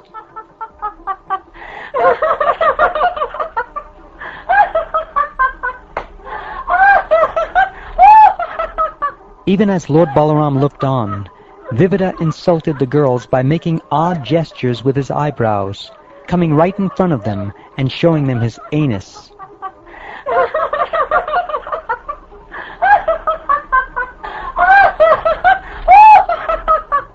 Angered, Lord Balaram, the best of fighters, hurled a rock at him, but the cunning ape dodged the rock and grabbed the Lord's pot of liquor. Further infuriating Lord Balaram by laughing and by ridiculing him, wicked Dvivida then broke the pot and offended the Lord even more by pulling at the girl's clothing. Thus the powerful ape, puffed up with false pride, continued to insult Sri Balaram. Lord Balaram saw the ape's rude behavior and thought of the disruptions he had created in the surrounding kingdoms. Thus the Lord angrily took up his club and his plough weapon, having decided to put his enemy to death. Mighty Dvivida also came forward to do battle. Uprooting a shala tree with one hand, He rushed toward Balaram and struck him on the head with the tree trunk. But Lord Sankarshan remained as motionless as a mountain and simply grabbed the log as it fell upon his head. He then struck Dvivida with his club named Sunanda. Struck on the skull by the Lord's club, Dvivida became brilliantly decorated by the outpour of blood, like a mountain beautified by red oxide. Ignoring the wound, Dvivida uprooted another tree, stripped it of its leaves by brute force, and struck the Lord again. Now enraged, Lord Balaram shattered the tree into hundreds of pieces, upon which Dvivida grabbed yet another tree and furiously hit the Lord again. This tree, too, the Lord smashed into hundreds of pieces, thus fighting the Lord, who again and again demolished the trees he was attacked with. Dvivida kept on uprooting trees from all sides until the forest was left treeless. The angry ape then released a rain of stones upon Lord Balaram, but the wielder of the club easily pulverized them all. Dvivida, the most powerful of apes, now clenched his fists at the end of his palm tree-sized arms, came before Lord Balaram, and beat his fists against the Lord's body.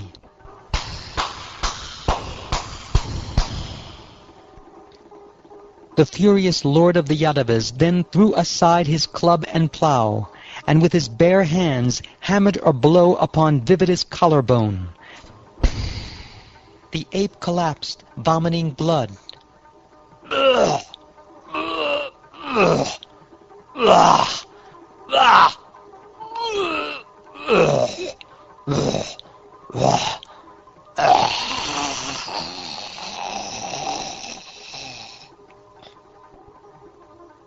When he fell, O tiger, among the Kurus, Raivatika mountain shook, along with its cliffs and trees, like a wind-tossed boat at sea.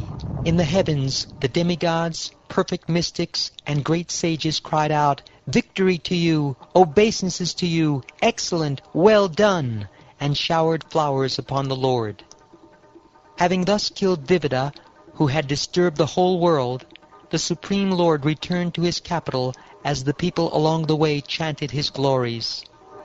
Thus ends the 67th chapter of the 10th canto of the Shrimad Bhagavatam, entitled Lord Balaram Slays Dvivida Gorilla.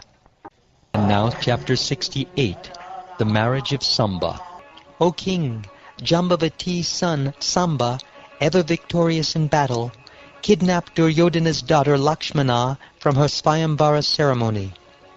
The angry Kuru said, "This ill-behaved boy has offended us, forcibly kidnapping our unmarried daughter against her will.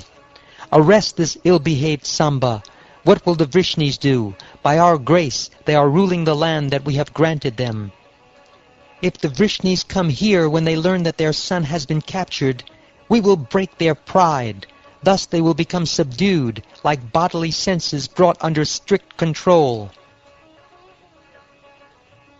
After saying this, and having their plan sanctioned by the senior member of the Kuru dynasty, Karna, Shala, Buri, Yagyaketu, and Suyodhana set out to attack Samba. Seeing Duryodhana and his companions rushing toward him, Samba, the great chariot fighter, took up his splendid bow and stood alone like a lion. Determined to capture him, the angry bowmen, led by Karna, shouted at Samba, "Stand and fight! Stand and fight!" They came straight for him and showered him with arrows. O best of the Kurus, as Krishna's son Samba was being unjustly harassed by the Kurus, that darling of the Yadu dynasty did not tolerate their attack, any more than a lion would tolerate an attack by puny animals. Twanging his wonderful bow, heroic Samba struck with arrows the 6 warriors headed by Karna. He pierced the 6 chariots with as many arrows, each team of 4 horses with 4 arrows, and each chariot driver with a single arrow, and he similarly struck the great bowman who commanded the chariots. The enemy warriors congratulated Samba for his display of prowess. But they forced him down from his chariot, and thereupon 4 of them struck his 4 horses. 1 of them struck down his chariot driver, and another broke his bow. Having deprived Samba of his chariot during the fight, the Kuru warriors tied him up with great difficulty, and then returned victorious to their city, taking the young boy and their princess. O king, when the Yadavas heard news of this from Srinadad, they became angry. Urged on by King Ugrasena, they prepared for war against the Kurus. Lord Balaram, however, cooled the tempers of the Vrishni heroes, who had already put on their armor. He who purifies the age of quarrel did not want a quarrel between the Kurus and Vrishnis. Thus, accompanied by Brahmins and family elders, he went to Hastinapur on his chariot, which was as effulgent as the sun. As he went, he appeared like the moon surrounded by the ruling planets. Upon arriving at Hastinapur, Lord Balaram remained in a garden outside the city and sent Uddhava ahead to probe King Dhritarashtra's intentions. After he had offered proper respects to the son of Ambika, or Dhritarashtra, and to Bhishma, Drona, Balika, and Duryodhana, Uddhava informed them that Lord Balaram had arrived. Overjoyed to hear that Balaram, their dearmost friend, had come, they first honored Uddhava and then went forth to meet the Lord, carrying auspicious offerings in their hands. They approached Lord Balaram and worshipped him with gifts of cows and arghya, as was fitting. Those among the Kurus who understood his true power bowed down to him, touching their heads to the ground. After both parties had heard that their relatives were doing well, and both had inquired into each other's welfare and health, Lord Balaram forthrightly spoke to the Kurus as follows. He said, "King Ugrasena is our master and the ruler of kings. With undivided attention, you should hear what he has ordered you to do, and then you should do it at once. King Ugrasena has said the following. Even though by irreligious means several of you defeated a single opponent who follows the religious codes, still I am tolerating this for the sake of unity among family members."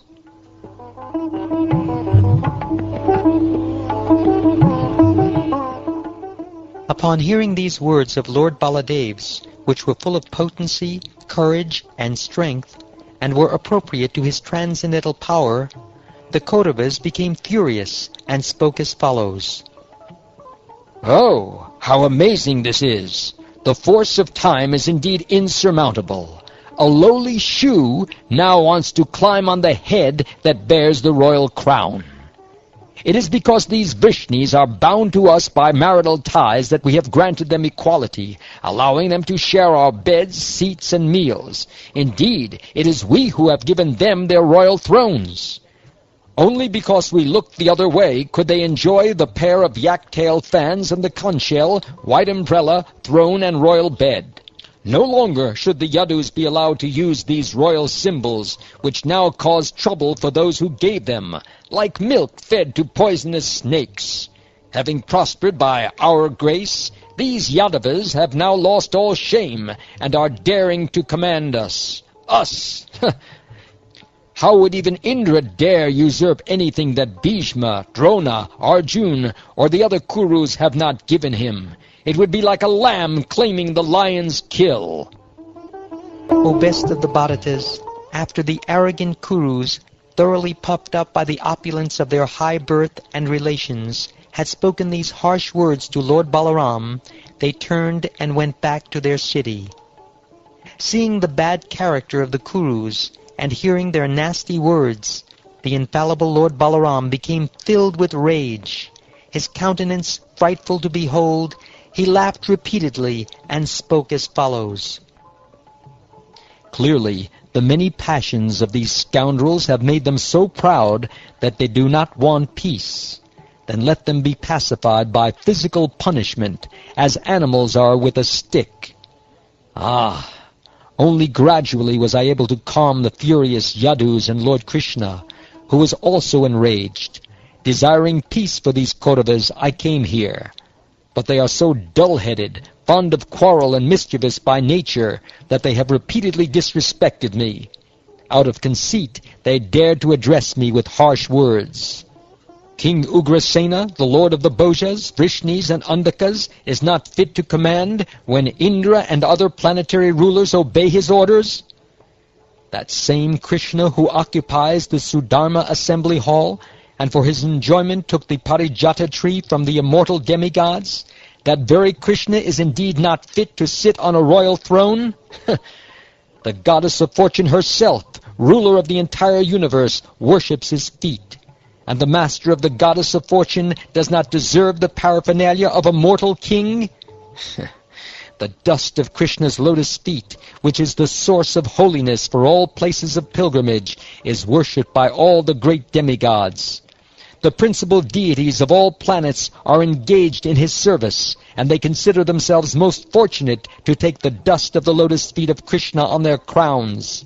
Great demigods like Lord Brahma and Lord Shiva, and even the goddess of fortune and I, are simply parts of his spiritual identity, and we also carefully carry that dust on our heads. And still, Krishna is not fit to use the royal insignia, or even sit on the royal throne?